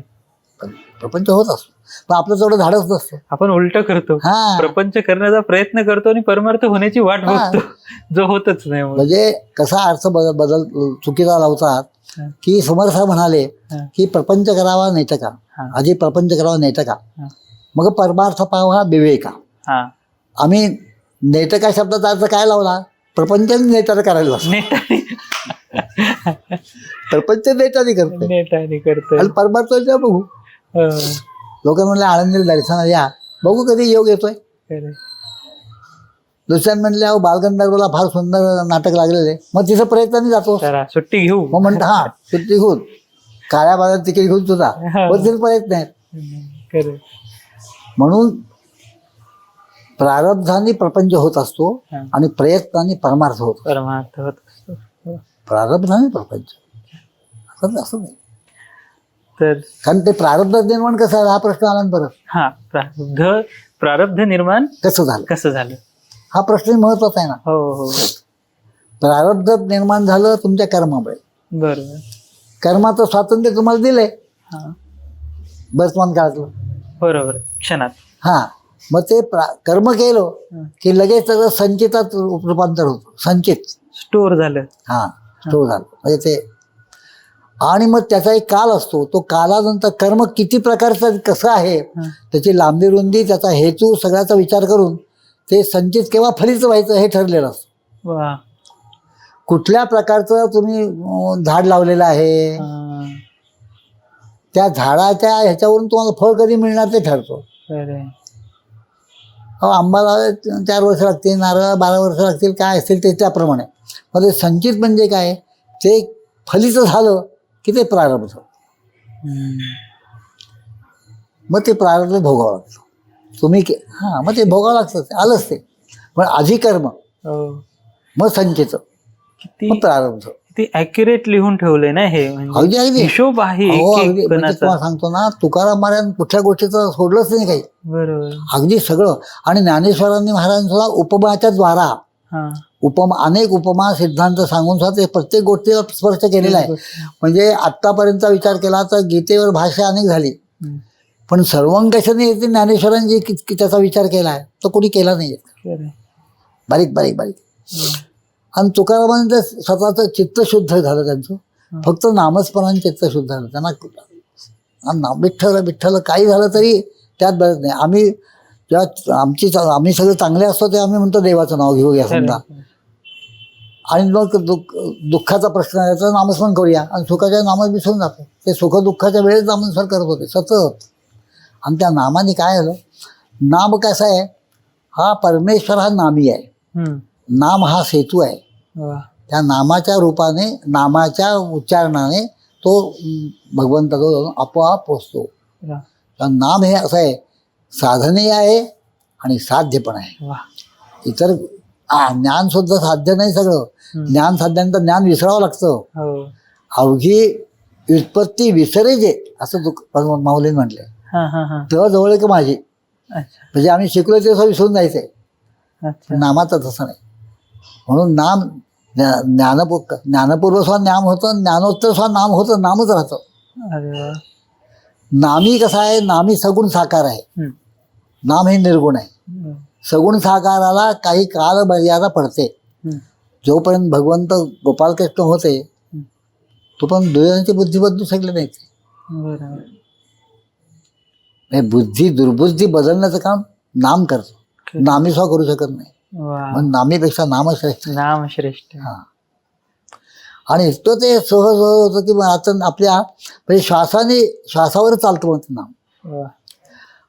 आता काही लोकांना भीती वाटते, आम्ही सगळं नामस्मरण करत बसलो, मग आम्ही काय करायचं? सोपं आहे म्हणले, हाताने काम, मुखाने नाम. नाम. जे समोर येतंय ते आपण कर्तव्य करत पुढे जायचं, पण मुखाने अनुसंधान नामाकडे ठेवायचं. एखादी बाई असते, घरी नवरा नाही आहे, तेवढ्यात कोणाचाही फोन येतो, ती फोन घेणार, तेवढ्यात सिलेंडरवाला येतो, अहो सिलेंडर घ्यायचा. तेवढ्यात आणखी कोणतरी निरोप घेऊन येतो. असे 4 प्रकारचे असतात, पण ते चालू असतात सुद्धा ते सगळी कर्तव्य पार पडते, पण तिचं अनुसंधान गॅसवर दूध ठेवलेलं आहे, ते उचू जाणार नाही ना. ते उचू जाणार नाही ना, एवढी ती का हे अनुसंधान आहे. पण कर्तव्य सगळी केली. आणि ते नामाची एवढी शक्ती आहे की कर्तव्य ते आपाप होत राहतात, तुमच्याकडे करत राहतात. योग्य वेळेला योग्य बुद्धी देणं हे तो नामी करत असतो, कारण त्याच्याजवळ तुम्ही जाता सतत, मग तो ती जबाबदारी आपल्यावर घेतो. मग आपल्याला आता कसं होईल, आता मी तिचं काय बोलू, त्याचं काय उत्तर देऊ, त्याला काय सांगू, अहो तो सगळं करतो. बोलवीचा धनी वेगळाच आहे, तुकाराम महाराज म्हणतात. पण बोलवीचा धनी आपलासा झाला पाहिजे ना. हा, तो धनी झाला पाहिजे. हा, आपल्याला त्याची भार्या व्हावं लागेल. हा, आपण त्याचा धनी, आपला तो धनी झाला पाहिजे. आपण त्याला धनी करत नाही, मी करतो, माझ्यामुळे झालं. हा, असं मी करतो, माझ्यामुळे झालं. अहंकार आला की समजा पण त्याच्या ईश्वराच्या इच्छेने चाललेलं आहे, पण मला जे कर्तव्य दिले ते कर्तव्य करत आहे. म्हणून कुठलंही काम चांगलं केलं तर त्याच्याबद्दल न बोलणं हे उत्तम. काम करून बोलणं हा मध्यम पक्ष, मी हे केलं ते केलं. आणि कामच न करणं, कर्तव्यच न करणं हा अधम पक्ष. तरी बोलत राहणे, छोट्या मोठे पण. तो कसा आहे, करता असून आकर्ता आहे. हा, तो स्वतःवर काही येतच नाही. भगवंत मी केलं म्हणतच नाही. म्हणून आपण म्हणतो देवाने माझं असं केलं, काय केलं बुवा, देवाने काही केलं नाही. देव हा सगळ्याचा साक्षी आहे, साक्षीदार नाही. मी एक असं केलं तर साक्ष द्या देवा, तो साक्षी आहे, तो पाहत असतो. मी जे काही निर्माण केलेलं आहे, मी काही नियम लावून दिलेत वेदाच्या माध्यमातून, सगळं मी जे केलेलं आहे त्या पण लोक वागतायत ना, एवढा तो साक्षी आहे. पण सुखदुःख तुमच्याच कर्मही आहे. ममाई मांस जीवलोक सनातन म्हटलं ना, मग सनातन म्हटल्यानंतर जीवाबरोबरच कर्म झालं निर्माण. आणि सृष्टी ही संपत नाहीच ना, ते कालचक्र चालू आहे सर. प्रलय झाला, परत सृष्टी निर्माण झाली, पण ते झाल्यानंतर जीव जे आहेत ते अंशरूपाने राहतातच. जीवाला मरणच नाही ना, मरण देहाला आहे. जीव हे वासांश जे यथानिहाय, देह जुना झालेला आहे. म्हणून काय होतं, जीव म्हणतात तर पुढे आपण दुसरं वस्तू बांधू, मग त्याच्यात सुखदुःख काय करायचं. म्हणजे जीवाला मरणच नाही, मरण आहे देहाला, देह सोडून जाणार. आणि हे अनादी काळापासून चालत आलेलं आहे. अनादी म्हणजे याला आधी नाही अंत नाही, असं हे सगळं चक्र चालू आहे. फक्त त्यात त्यांनी 2 पक्ष मनुष्यावर ठरले, एक धर्म पक्ष आणि अधर्म पक्ष. तुम्ही कुठल्या पक्षात राहायचं. मग धर्मात जरी तुम्हाला दुःख झालं तरी त्याला धर्मधैर्य म्हणतात. धर्मधैर्य म्हणजे धर्माप्रमाणे वागत असताना प्रतिकूल काल आला, दुःखरूप काल आला तरी धर्मापासून न ढळणं, आपल्या कर्तव्यापासून, याला धर्मधैर्य म्हणतात. आणि त्याची जो अल्पधारिष्ठ भाव आहे. समर्थ म्हणतात अल्पधारिष्ठ पाहत होतो, त्यातून तुम्ही एकदा सुटलात म्हणजे तुम्ही त्या धारिष्ठात राहून आपलं कर्म करत राहायला चांगलं, मग तो सहाय्य करतो. अधर्मात लोक सुखात राहतात, काय करतात, त्याला भोगावं लागतं. तर मागचंही तरी पुण्य म्हणते आता सुख दिसतात, सुख.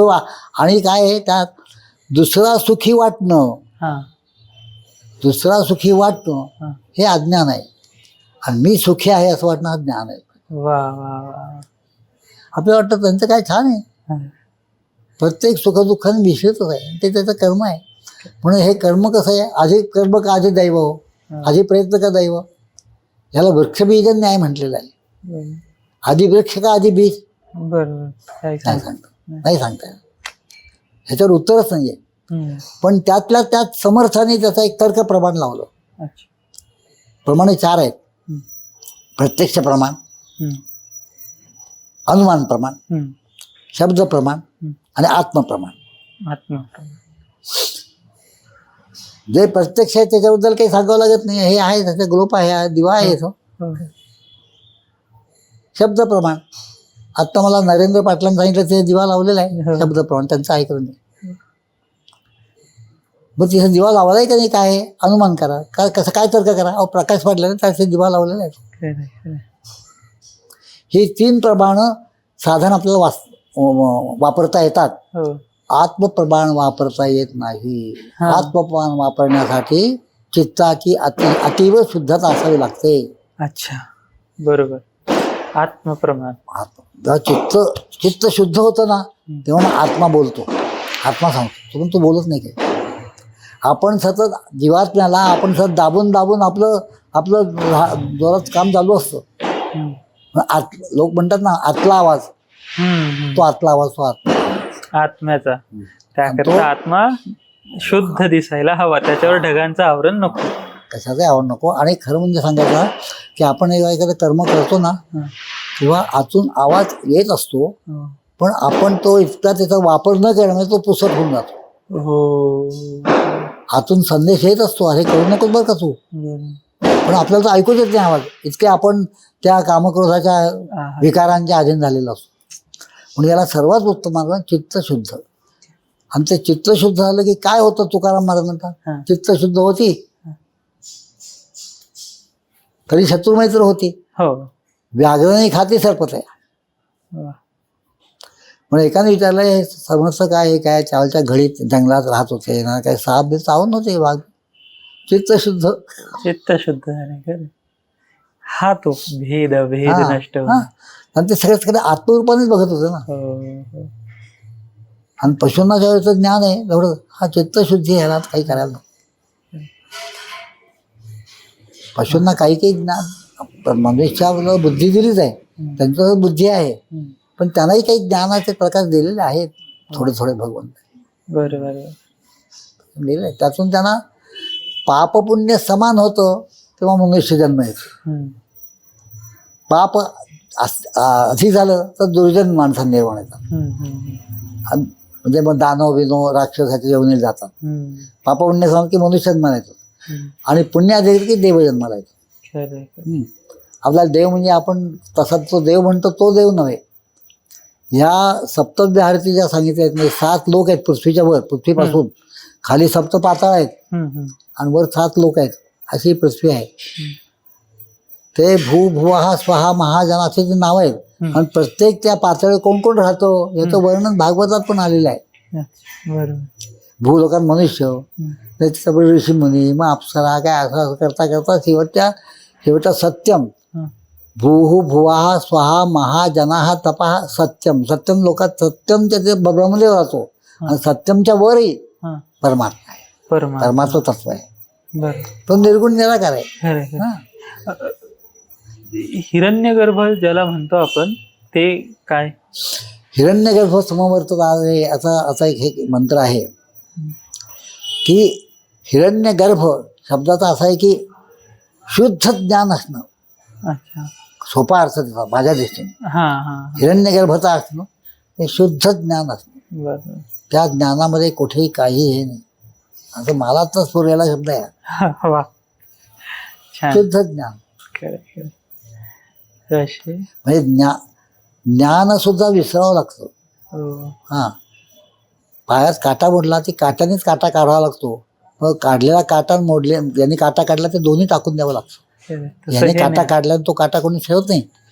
तसं ज्ञानानेच ज्ञान मिळवायचंय, आणि मग दोन्हीही संपूर्ण जी अवस्था होते ते हिरण्यगर्भ हम्म, हम्म, हम्म. ही अवस्था आहे. तर अशा प्रकारे आपण आता धर्म जाणून घेतला. सोप्याप्रमाणे धर्म जाणून घेण्याकरता मार्ग तो आपले ज्ञानोबा तुकोबारायांचे. होय. आपण तुकोबारायांचे त्यातल्या त्यात फारच सोपे, हो खूप हो ज्ञानोबारायांचे गोड आहेत, आहेत गोड. फारच गोड. आणि त्या पद्धतीने आपण मग त्याच्यावर तुकोबारांनी जे सांगितलंय, नामस्मरण हाच एक उपाय आहे. गोंदवलेकर महाराजांनी तेच सांगितलं. हो हो हो, गोंदवलेकर महाराजांनी फारच नामाबद्दल फारच उलगडा केलेला आहे त्यांनी. खरे. कमालीचा उलगडा. म्हणजे त्यांनी नामाशिवाय काही सांगितलंच नाही, फक्त नाम घ्या म्हणले. ते म्हणले अनेक विचार डोक्यात येतात, काय करायचं. एकाने प्रश्न विचारला, ते म्हणले प्रपंच करताना अनेक विचार येतात, तरी प्रपंच करतात ना तुम्ही. खरे. मग तुम्ही अनेक विचार जरी आले तरी नाम घेत राहा. अहो किती वाईट विचार येतात, त्याचं कारण सांगितलं त्यांनी, ते फार फार म्हणून छान आहे. दुष्ट विचार, विषयी विचार सगळे आपल्या ह्याच्यात अनेक जन्माचे जमलेले आहेत हो हो आपल्या डोक्यात. हो हो ते उदाहरण दिलं म्हणून. हो. काय होतं, तुम्ही नामस्मरण करायला लागल्यानंतर हं. ते नाम जसं आणखी जास्तीत जास्त होतं तसं ते अंतःकरणात शिरायला लागतं. खरे. मग अंतःकरणात असं ते विकार त्यांची गडबड उडते. हो हो अरे हा आपल्या बाहेर काढणार घराच्या, हं. हे कामं करू झाली, हे गडबड होऊन जातात ना. आता मग त्यांचं हक्काचं ठिकाण होतं हे आमचं अंतःकरण मनुष्यात. आता ते नाम शिरायला लागलं देवाचं. आता काय करायचं, मग ते त्याच्याशी युद्ध करायला लागतं. खरे. म्हणजे ते गडबड करतात ना. मग ती जी गडबड असते ती आपल्या मेंदूत येते वाईट विचारायची. हो. मग आपण काय करायचं, नामस्मरण सोडायचं नाही. हं. युद्ध सोडलं की संपलं. खरे. तुम्ही युद्धामध्ये जर ऐनवेळी मागायचं तर काय होतं, उदाहरण म्हणजे पानिपत युद्ध आहे. खरे. माघार नाही आहे, तिथं अविवेक दाखवला गेला. कसा ते सांगतो तुम्हाला. तर त्या अंतःकरण हा विषय पूर्ण करू. हो हो तो म्हणजे एकदम विषयांतर त्याला जोडू नये, पण सांगतो तुम्हाला. हो. मग ते नामांचा तुम्ही इतक्या जोरात आणि नेटाने प्रयत्न करत राहा हं. की मनाला काय विचार हे खाद्य आहे. बरोबर आहे.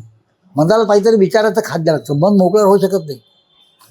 मग इथूनही तिथूनही ते असंच आपल्याला ते फिरवत असतं जीवात्म्याला. हो हो सर फिरवत असतं.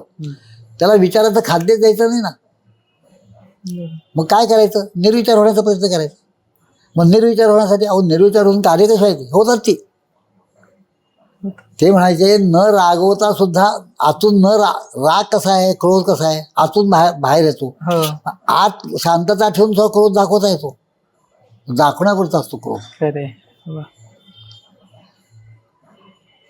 विषयांतर होऊ नये म्हणून काय सांगत होतो मी आता आपल्याला, नामस्मरणाचं महत्व.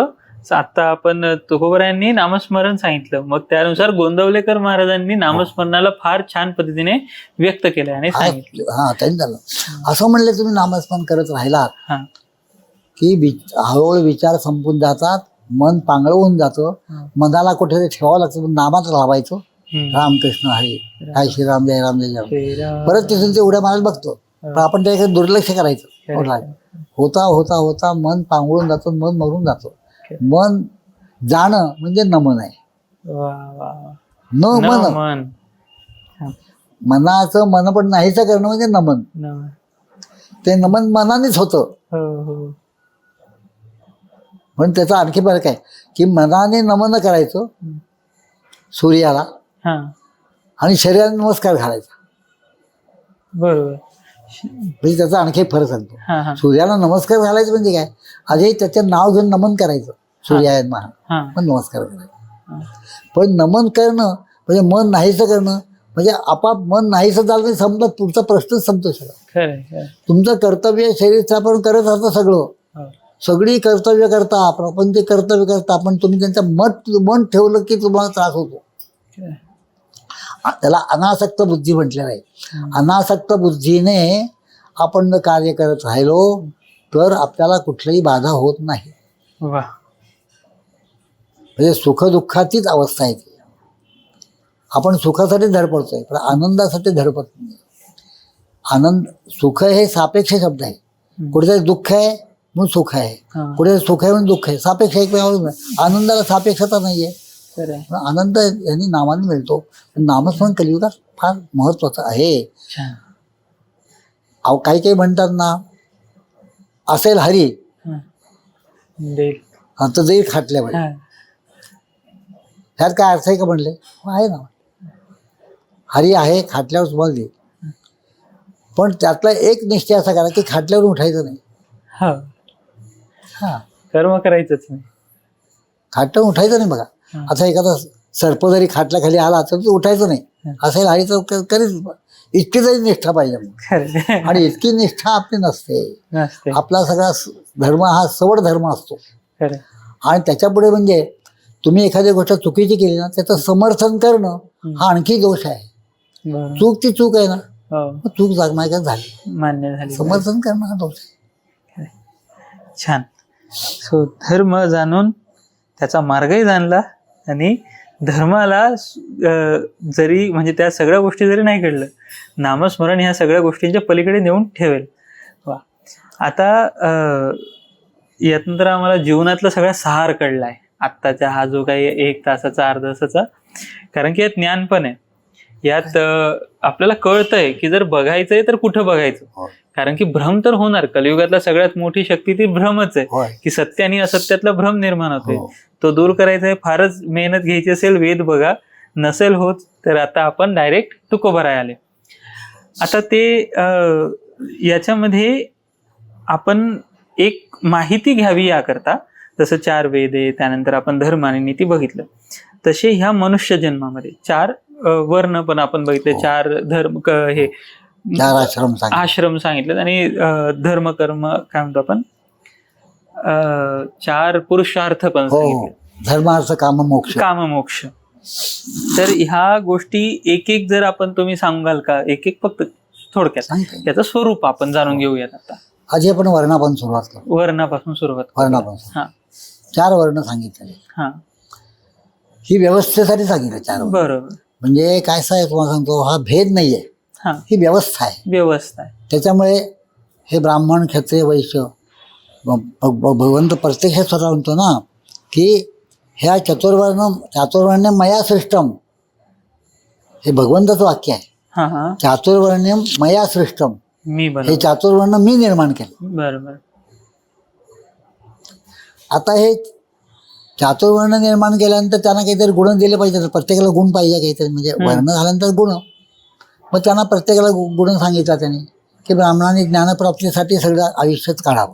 बरोबर. त्याने अर्थाला कसं आहे, अर्थाला दुय्यम समजायचं, व्यवहाराला दुय्यम समजायचं. हो, पण ब्राह्मणाचं कर्तव्य काय? ब्राह्मणाचं कर्तव्य ज्ञानसाधना करणं आणि ते जे मिळालेलं ज्ञान इतर वर्णांना देणं, देन. त्यांचा व्यवहार चालू राहण्यासाठी. ब्राह्मणाला व्यवहार हा कसा सांगितला आहे की गौण सांगितला आहे आणि ज्ञान मुख्य सांगितलं. बरोबर. ब्रह्मज्ञानाचे ब्राह्मण. ब्रह्मा म्हणजे ज्ञानाचं सतत चिंतन करत ब्राह्मणाने राहणं. बरोबर. पण ब्राह्मणाचा प्रपंच हा सगळा चालत राहतो आणि तो चालत राहण्यासाठी आता इतर साह्य कुठं तर इतर वर्णांचं साह्य होतं.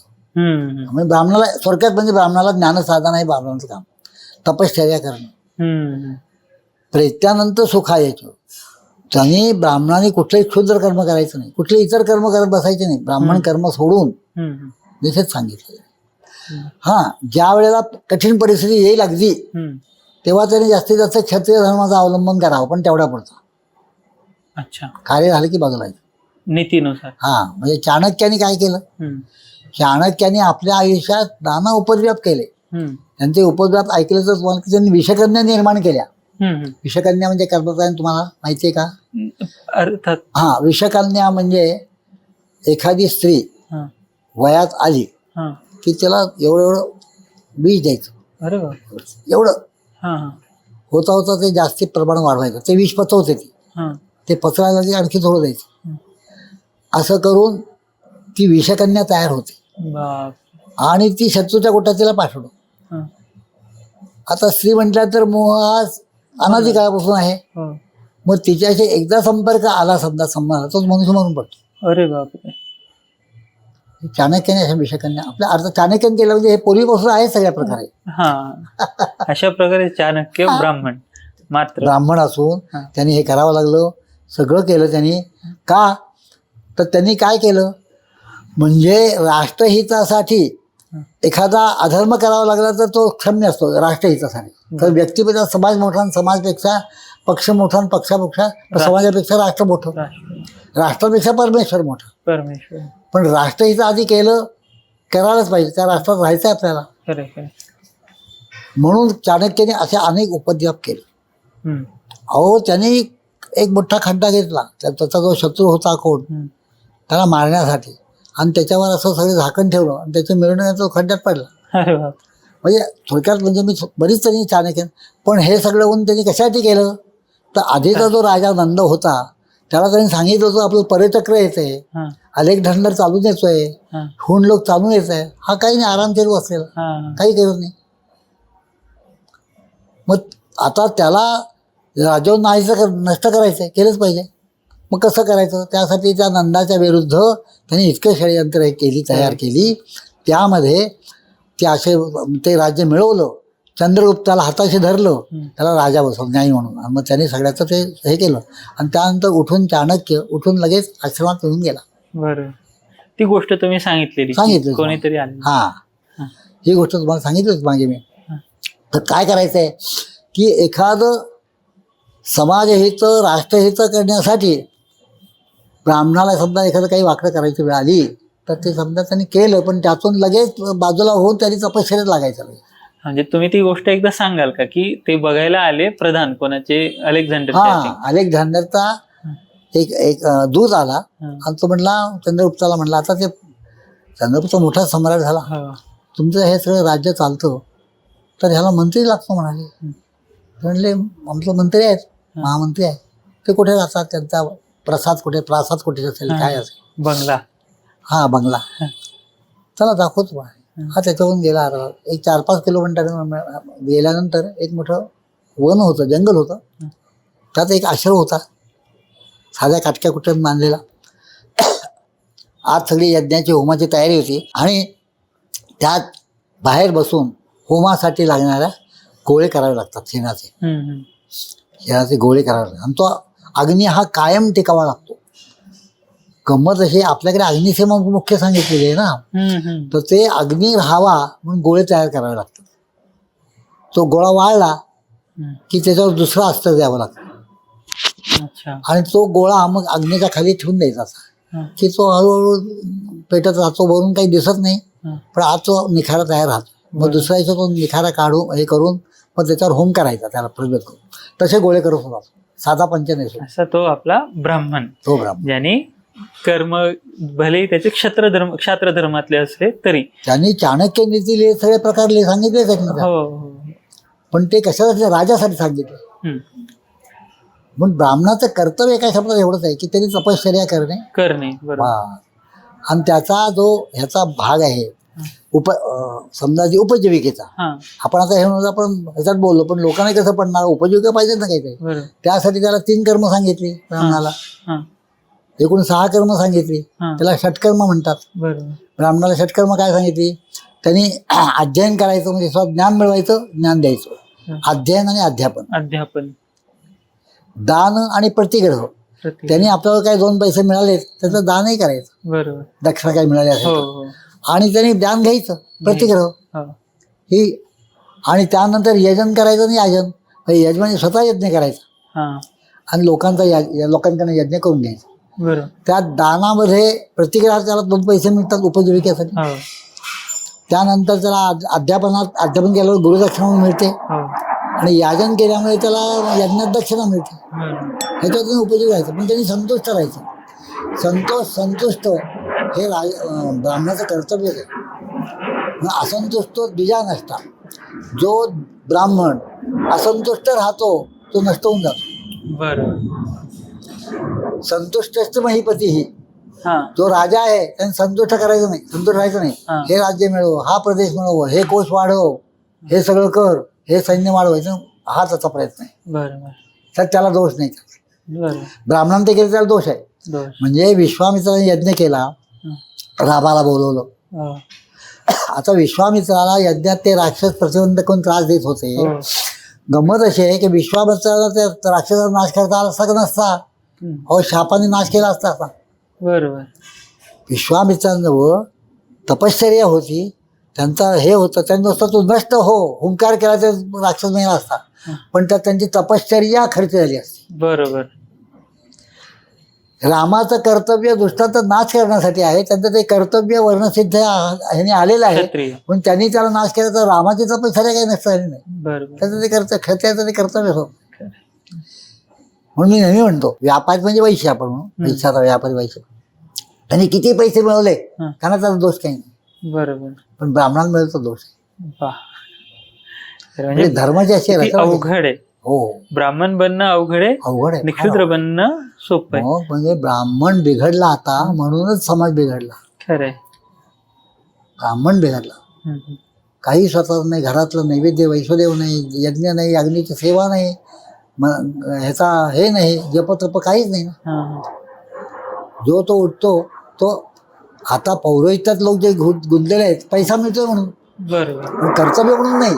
त्याकरता तर तपश्चर्या आधी प्रधान असावी. हो, ते तपश्चर्या असेल तर दुसऱ्यांना देता येईल आशीर्वाद स्वरूप. तपश्चर्या सामर्थ्य निर्माण होतं. हा. म्हणून संतोष महीपती आणि निर्लज्जा गणिका नसता. अच्छा. हो. एक पण परवा सांगितलं, जी लज्जा दिला येतं तिला कोणी काम देणार नाही. बरोबर. हा, एक नटी एक तरुणी दिग्दर्शकाकडे आली, निर्मात्याकडे, मला सिनेमात काम करायचं. बरं म्हणले, तिथं बाहेर खुर्चीवर बसा, मी तुमची मुलाखत घेतो. तिला बाहेर बसवलं, केबिनमध्ये निर्माता बसला होता, ते आपल्या पट्टेवाल्याला बोलवलं. त्यांनी त्याचे पदर, तो आत गेला पडला, त्या पदराला फक्त असं ओढ, ती उठून पदराला ओढला, ती उठून राहिली, काही लाज वाटते काय म्हणली तुला. त्यांनी ते येऊन निर्मात्याला सांगितलं. निर्मात्याने हात बोललं, तुम्ही सिनेमाच करणार योग्य नाही. बरोबर. तुम्ही आमच्या गंमत अशी, एखाद्या हिरोबद्दल काम करत असताना निर्माता दिग्दर्शक करून दाखवतो काय करायचं तुला, ते अरे राम. लावून चालत नाही. हो. निर्लज्जाकडे आणि सलज्जाचं कुलांग ना, जी निर्लज्ज होते ती कुलस्त्री नष्ट होते. बोला. प्रत्येकाला सापेक्षता आहे, प्रत्येकाला मर्यादा आहे. मर्यादा. आणि गंमत कशी आहे, इथं जो धर्म आहे तो तिचा अधर्म होतो, अधर्म होतोय. तोच तिचं हे होतो. म्हणजे अगदी साधारण माणूस बसमध्ये एका तरुणासाठी तुम्ही खेटून बसलात, अगदी खेटून बसला लागलाय, ती काही बोलली नाहीये, आणि तिच्या घरी गेल्यानंतर तुम्ही खरंच खेटून बसलात तर हा, इथं धर्म अधर्म आला. खरंय खरंय खरंय. सोप्या शब्दात आहे. हो. तिथं तुमचा हेतू काही वाईट नव्हता, पण आता ती मला तुमचा हेतू बदलला काय, मला ती खेटून बसते काही म्हणत नाही, काही नाही, आपण घरी जाऊन असंच करू. ती थोबाडी दिली तुम्हाला. बरोबर. म्हणजे कुठं कसं वागायचं हे धर्माकडनं कळणं हे फार अवघड आहे. म्हणजे धर्मस्य तत्व निहतं गुहायाम, धर्माचं तत्व मोठमोठ्या लोकांना कळलं नाहीये. धर्म कुठला नाधर्म कुठला याचा निर्णय लावणं फार कठीण आहे. तो निर्णय फक्त संतच लावतात. वा. म्हणजे ऋषीमुनी लावलेत ते. हो. आता आपल्याला आता कळायला आपल्याला आपल्या संत सोपं. आपले ऋषीमुनी आता आपले ऋषीमुनी तेच त्याचा त्यांनी बरोबर त्याचा निर्णय लावला. म्हणून या चार गोष्टी ज्या आहेत, चार वर्ण आपले, या चार ब्राह्मण, क्षत्रिय वैश्य सोडून आपल्याला त्यांचं हे सांगितलं. आता फक्त त्यांचं तपस्या. क्षत्रियाचं कर्म काय? क्षत्रियाचं कर्म राष्ट्राचं संरक्षण करणं. बरोबर. आणि निर्हेतुक बुद्धीने करणं. एकाने म्हटलंय राजा म्हणजे काय? उपभोग्य शून्य म्हणजे राजा, उपभोग शून्य राजा. बरोबर. जो उपभोग घेत नाही. आणि प्रजेचं रंजन करणं, प्रजेला सुखावं करणं हे राजाचं कार्य. जे सज्जन आहे त्यांचं रक्षण करणं आणि दुर्जनांना नष्ट करणं. दुर्जन सोडून द्यायचे, नष्टच करणं. तुकाराम महाराजांचा अभंग फार एक मस्त सुंदर आहे. दया तिचे नाव, भूतांचे पालन. बरोबर. आणि निर्धारण कंटकाचे. तिथं दयाच आणि शब्द निर्धारण टक्के त्याला जसं पकडा आणि काहीच करा आणि त्याची चौक नाही, निर्धारण तिथल्या ते संपून टाकणार त्याला.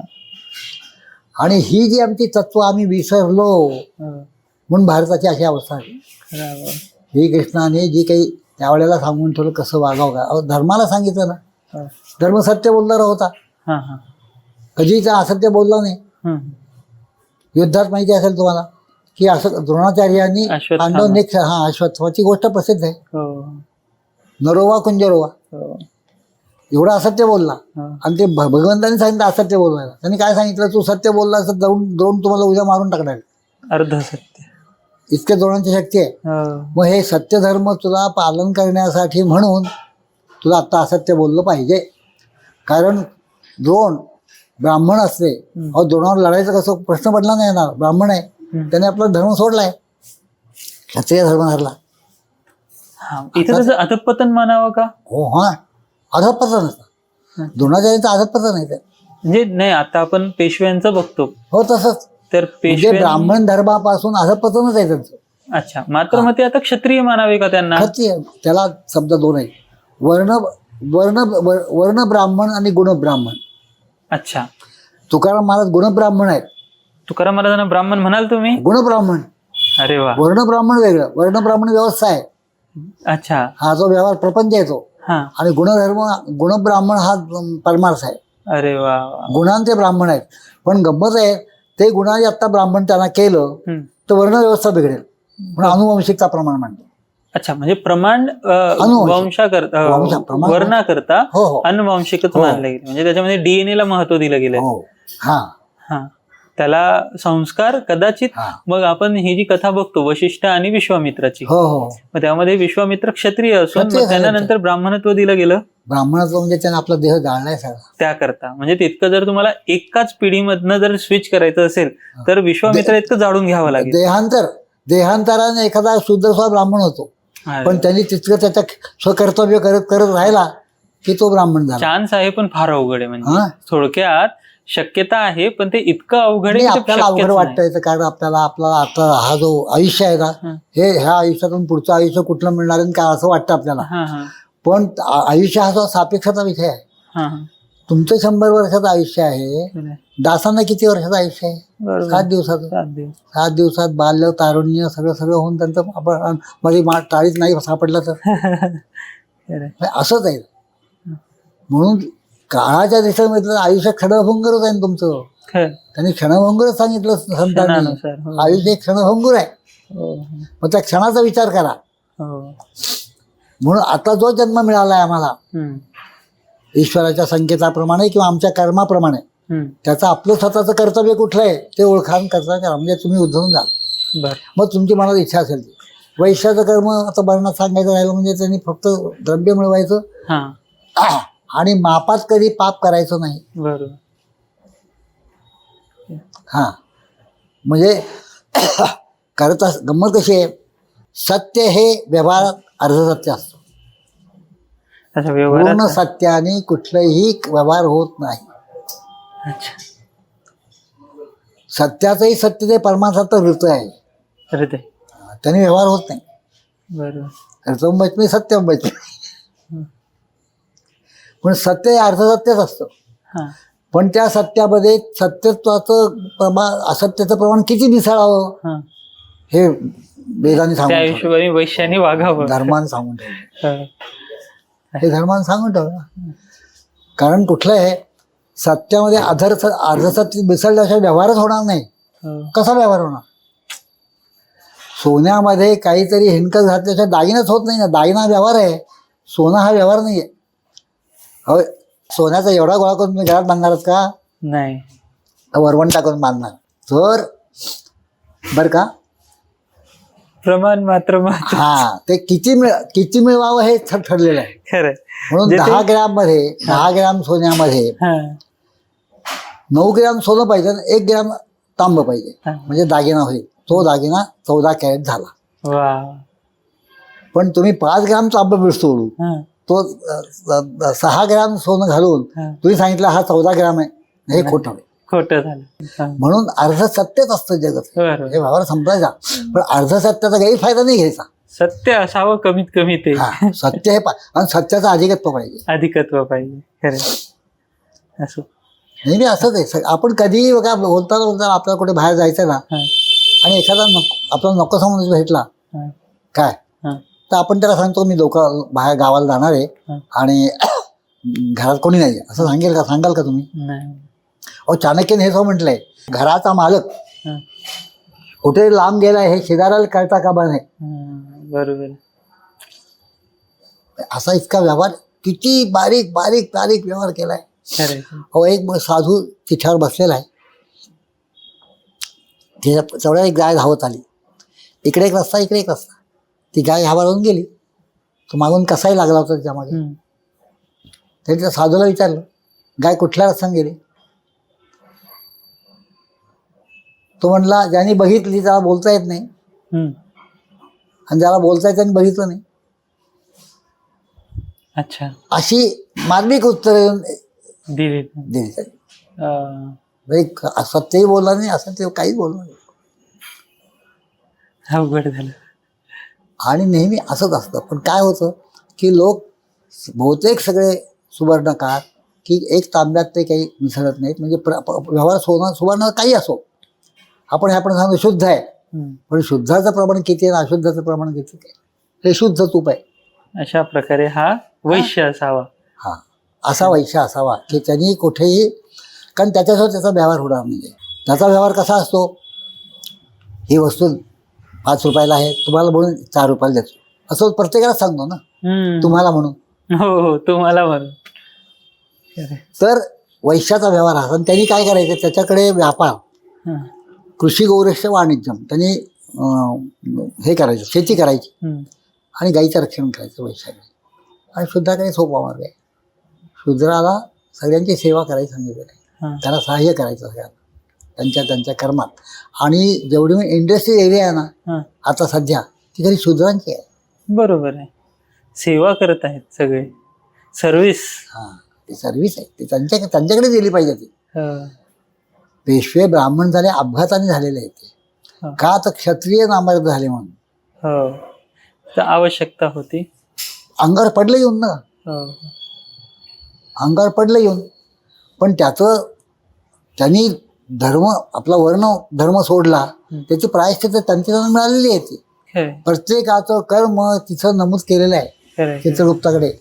तुम्ही इथे काही कसं आहे, असं प्रच्छन्न पापानाम, जो आत्मवान आहे, चांगला बुद्धिमान आहे, म्हणजे ब्राह्मण चांगला आहे, त्याला त्याचा गुरु शासन करतो, गुरु आत्मा शास्त्रवान. आणि जो दुरात्मा आहे, जो वाईट वागतो, त्याला राजा शासन करतो. पण या दोघातून जो सुटतो, आता प्रच्छन्न पापानाम शास्त्रावय, तुम्ही गुन्हा केलाय, अपराध केलाय, पण कोणाला कळलं नाही, कोणाला माहिती नाही, तो सुटत नाही. शास्त्रा दुरात्मनाम वैवस्वतो यमः, तो बघेल यम, तो बघतो, देत असतो त्याचं त्याला. काही सोडत नाही कोणालाही सोडलं नाही. अगदी देव जरी अवतार घेऊन आले तरी त्यांनाही सोडलं नाही. तर अवैश्याचा धर्म, हे 4 वर्णाचे धर्म आले. आता 4 आश्रम, ब्रह्मचर्य, गृहस्थ, वानप्रस्थ आणि संन्यास. ब्रह्मचर्यामध्ये फक्त विद्या मिळवण्याचं काम करायचं, म्हणजे बुद्धी आणि शरीर, मन आणि शरीर हे प्रबल करायचं काम करायचं. बाकीच्यांनी त्याला प्रतिबंध करणाऱ्या सगळ्या गोष्टी ब्रह्मचर्याला वर्ज्य सांगितलेल्या आहेत. म्हणजे मोह होणाऱ्या काही गोष्टी असतात, त्याच्यापासून त्यांनी बाजूला राहायचं. आणि अशी त्यांनी संपूर्ण शारीरिक मानसिक बलवान आपलं विद्या करणं, त्याच्या द्वारा विद्या सगळी प्राप्त करून घ्यायची, ज्ञान प्राप्त करून घ्यायचं, ते 25 वर्षापर्यंत घ्यायचं. अच्छा. आणि त्यानंतर त्याची इच्छा असेल तर विवाह करायचा, नसते तर नाही करायचा. अच्छा. ब्रह्मचर्य राहायचं. विवाह करावा असं काही सक्ती नाहीये.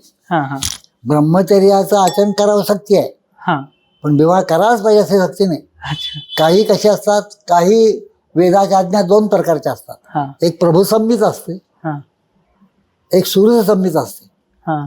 प्रभुसंहित म्हणजे हे कराच, बरोबर, आणि सूर्यसंहित करा करू का तुमच्या मनावर. बरोबर.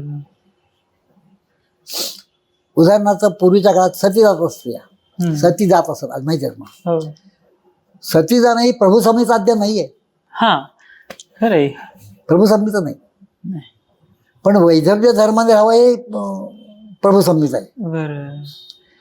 जाग नको सूर्यसंहित आहे आज्ञा. तुझी इच्छा असेल, तुझी शक्ती असेल, धैर्य असेल, तुला पतीच्या मागे जगणं अशक्य असेल, कारण गुरुचरित्रात एक गोष्ट आलेली आहे. एका स्त्रीचा नवरा तिच्या तरुणपणात गेला, ती 16 वर्षाची, नवरा 20 वर्षाचा गेला. आता काय करायचं म्हणली, गाणगापूरला एक गोष्ट घडली. आणि तिथे एक साधू आला, अवधूत आले. ते म्हणले असं असं आहे, 2 धर्म आहेत. म्हणजे मी काय करू? म्हणले तुझी धर्मधैर्य असेल तर तुला मग सती जा, नाही तर बाई धर्म. तेव्हा त्यांनी सांगितलं मी 16 वर्षाचे, तारुण्य आणि लावण्य दोन्ही माझ्याजवळ आहे, बरोबर. तर मी लोकभावात हे करणार नाही. हम्म. लोकांकडनं मला निंदा होईल, माझा कोणी फायदा घेतील, काही घेतील. मी सती आहे. ते धर्म एवढं सती आहे का तुला जाणं? जाईन, आनंदाने जाईल. मग पुढे ती गोष्ट वेगळी. मग नरसिंह सरस्वतींचं पतीचा उठवला, हे केलं, कारण ती पतिव्रता धर्माकडे वागणारी होती, म्हणून देवाची स्वामींची कृपा झाली. खरे खरे. फार सुंदर कथा आहे गुरुचरित्र, अप्रतिम. मी तुम्हाला आज जाताना गुरुचरित्राचं मी लिहिलेलं पुस्तक लिहिणार आहे. नक्की, मला आवडेल वाचायला. म्हणजे खूप प्रश्नाची उत्तरे त्यात तुम्हाला मिळतील, हो. अगदी सगळी. असा हा शुद्धांत आश्रम आपला झाला. आश्रम झाला, ब्रह्मचर्य, मग त्यानंतर विवाह करू किंवा करू नये, तो ग्रहस्थ झाला. गृहस्थ धर्म. उत्तम कुलशेवाली योग्य अशी आपली पत्नी पत्नी करायची, शोधावी. आणि त्या पत्नीबरोबर सुखाने संसार करायचा. बरं. पत्नीला कधी दुखवायचं नाही. ठीक. कुलस्त्रीने कधी दूषित नसावं असं सांगितलं आपल्या शास्त्रकारांनी. तिला आनंदात ठेवणं, आणि तिने पतीच्या मताप्रमाणे वागायचं. बरोबर. पती हा परमेश्वर. त्याने असं सांगितलं, गुरु हा जसा दाणपणे घ्यावा, गुरु करताना 10 वेळा विचार करावा, गुरुची परीक्षा करावी शिष्याने, मग गुरु करावा, आणि मग गुरु केला की मग इतर गोष्ट काही नाही. खरं. मग कसाही असो तो. हो. मग त्याच्या आचरणाकडे बघायचं नाही, त्याच्या चरणाकडे बघायचं. वा. खरं. आचरण वेगळं आणि चरण वेगळे. खरं, खरं. मग गुरुचे दोष काढायचे. आधी तू का केलं? मग तसा पती मिळाला, हा. संपला विषय. आता तो कसाही असला तर स्वीकार, खरं. आणि त्यापर्यंत त्याच्या माध्यमाप्रमाणे. म्हणून त्याला 4 गोष्टी सांगतो, तसंच. चांगल्या गोष्टी. हो. कार्येषु मंत्री म्हटलंय. हा. कार्येषु मंत्री. हा. हा, कार्य काय सांग, त्याला मंत्र्यासारखा सल्ला देणारा. हा. धर्मेषु दासी, धर्म करायचा आहे, दासीप्रमाणे वागायचं. शयनेश्वर अंबा, हा. खरं. शयनाच्या वेळेला काय अप्सरा काय सुख देईल असं देईल ती शयनेश्वर अंबा, खरं. असं तिथे गुण सांगितले स्त्रीचे. हो. आणि त्या स्त्रीने स्त्रीत्व जपून वागायचं, असं आपला. त्याच्यावर ते कुटुंब संस्था राहील. हम्म. आता जी परिस्थिती निर्माण झाली स्त्री पुरुष समानता, त्याच्यामुळे गोंधळ उडालेला आहे, खरं. फार गोंधळ आलाय. आणि एकंदर असं म्हटलं की तिला नोकरीसाठी बाहेर पडावं लागणं म्हणजे पुरुषांची असमर्थता आहे. खरं खरं. हम्म. आणि म्हणून सुद्धा आता ह्याच्यावर मार्ग काय माझ्या दृष्टीने, आपला सहज व्यवहारात आता आलो म्हणून, की तिला अर्धवेळ नोकरी द्यावी. ज्याला तिला नोकरीची आवश्यकता आहे त्यांनी नोकरी करावी, अर्धवेळ द्यावी. कारण तिची दोन्हीकडे पंचायत होते बघा. खरं. घर हे सांभाळायचं, हे सांभाळायचं. आणि स्त्रीवर मर्यादा का घातल्या? तर गंमत अशी आहे की एका जीवाला ती जन्म देत असते, हो. पुरुष देऊ नाही शकत. पुरुष दिवस. आणि 9 महिने त्या पोटात राहिला जो, ही जशी वागेल तो संस्कार त्या गर्भावर होतो. खरं. अभिमन्यूची गोष्ट माहिती आहे ना तुम्हाला. हो. त्याच्यातच गोष्ट नाही. म्हणून तिने अतिशय पवित्रतेने ह्याच्या, स्त्री पुरुष कसा आहे एका शब्दात सांगायचं म्हणजे, माता ही वस्तुस्थिती आहे, हम्म. माता, आणि पिता हा मान्यवर आहे. बरोबर आहे. आणि गंमत आहे की हाच तुझा मुलाचा बाप, हे कोण सांगते अगोदर? फक्त आई. तुझीच आई सांगते. त्याचं त्याला काय माहिती असतं? मग ते बाबावर का तुझी? पण ही आई आहे सांगायला कोणाला सांगत नाही त्याला. बरोबर. हा सगळा विचार करू. म्हणून भेद हा पण एक भेदच आहे. हो, हा स्पष्ट भेद आहे, हो, भेदच त्यामुळे आहे. भेद असणारच. अहो, स्त्री पुरुष भेद असल्याशिवाय व्यवहार कसा चालणार ना? खरंय. हा सगळा प्रपंच चालायचा कसा? खरंय खरंय. म्हणून गृहस्थ धर्म. म्हणून तुम्हाला आता आपल्या स्त्रिया सुद्धा रणांगणावर जाता आता हे करतात. हो. त्या शत्रूच्या हातात सापडल्यानंतर काय होईल त्यांची अवस्था? बरोबर. म्हणून गोव्याचे मुख्यमंत्री मधुकर पर्रीकर म्हणले ह्यांनी ह्या विचाराधीन आहे की काय करावं. त्याला रणांगणाच्या अलीकडे खूप कामं आहेत ना. हो. आणि स्त्रियांच्या स्त्रीत्वाला, त्यांच्या देहाला, त्यांच्या सगळ्याला जपायला त्यांना योग्य काम द्यावं. हो. आणि ते अर्धवेळ द्यावं. बरोबर. आणि गंमत कशी आहे, स्त्री ही देहाने दुर्बल आहे आणि मनाने सबल आहे. पुरुषाचं उलट आहे त्याचं.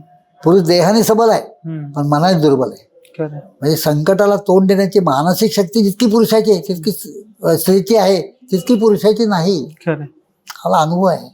म्हणून स्त्री पुरुष समानता ह्याला काय अर्थ काही नाही. त्याने स्त्रीत्व राहून मगर जोपर्यंत पाण्यात येणार तोपर्यंत हत्तीला ओढते नाही. हो. मग सांगितलं आपल्याला. हो. आणि ती पाण्याच्या बाहेर आली की कुत्रा ओढून येतो. कुत्रा एवढून म्हणून स्त्री ही घरात प्रबल आहे, ती गृहिणी आहे. गृहिणी गृह उच्यते. एका घरात एक स्त्री असते त्याला गृह म्हणतात. आणि त्यात स्त्री नाहीये आणि 4 पुरुष आहेत, ती धर्मशाळा. ती धर्मशाळा. खरे म्हणून स्त्री पाहिजे. म्हणून आणि न स्त्री स्वातंत्र्य राहते याचा अर्थ ते चुकीचं करतात. हा. स्वातंत्र्य म्हणजे स्वैराचार आहे. आता स्वातंत्र्याचा कारण स्त्री अशी आहे, अबला यत्र प्रबला, हा. महाभारतात सांगितलंय. हा. अबला ही जर प्रबल झाली तर ती जगात ऐकत नाही, बरोबर. अजिबात ऐकत नाही. आणि अशा वेळी त्यांनी पुढे म्हटले वाक्य की अशी जी स्त्री प्रबल होते ना, ती राज्यात पैसा अर्थाचा आणि आयुष्याची काही खात्री नाही. बरोबर. ती कुठल्या टोकाला जाईल काही सांगता येत नाही. आहेत आणि भरपूर. न स्त्री स्वातंत्र्य मिळते याचा अर्थ की तिला असं स्वतंत्रता म्हणजे तिचं ती रक्षणाला योग्य आहे ना. तीच. जे महत्वाची गोष्ट असते ती रक्षण त्याचं करतो. हो हो. हा, सोन्याचा तुकडा असता तर घरात ठेवतो आतमध्ये आपण, पण लोखंडाचा तुकडा कुठे पडला तरी बघत नाहीये. हो. खरं. आणि अजूनही लक्षात घ्या तुम्ही की अजूनही किती वेळा झालं तरी आता तुम्ही 11 पर्यंत बसतो कुठे फिरू शकाल. एखादी बाई फिरू शकेल का तरुणी? नाही फिरणार. परमेश्वराने ते सगळे दिले. ते काही विषय न समजणार आहे, संपणार आहे. चौथ्या आपण वर्णावर येऊ. हा, आता आपण आलो गृहस्थाधर्म. आणि तेही सांगितलं गृहस्थाश्रमात म्हणून जत नार्यस्तु पूजन्ते रमन्ते तत् देवता. ज्या ठिकाणी नारीचा सन्मान होतो त्या ठिकाणी देवता वास करतात, अन्यथा देवता वास करत नाहीत. आणि कबीरात म्हटले नारी निंदा मत करो. तिच्यापासून हनुमान राम हनुमान त्याच्यापासून झालेले आहेत, ते पुरुषापासून झालेले नाही. खरे खरे खरे. म्हणून पुरुषाची बीजशुद्धी आणि तिची आत्मशुद्धी याचा मिलाप उत्तम होतो आणि त्याप्रमाणे ते चालतं. केव्हा गंमत असे स्त्री पुरुषांचं जीवन कसं आहे, सकाळी धर्मजीवन, दुपारी कर्मजीवन, कार्यजीवन म्हणजे अर्थजीवन आणि रात्री कामजीवन, असं ग्रहस्थानी व्यवस्था करून त्या मर्यादा पाळून तुम्ही स्त्रीशी संबंध ठेवला तर तो अधर्म होत नाही, तो ब्रह्मचारीच राहतो. 16,108 बायका करून कृष्ण सुद्धा ब्रह्मचारी होता. मी ब्रह्मचारी असेन तर हा परीक्षित जीवन तो आहे, त्याची प्रतिज्ञा आहे. ते का तर फक्त ऋतुमती स्त्रीशी महिन्यातून एकदाच प्रवेश करत असे.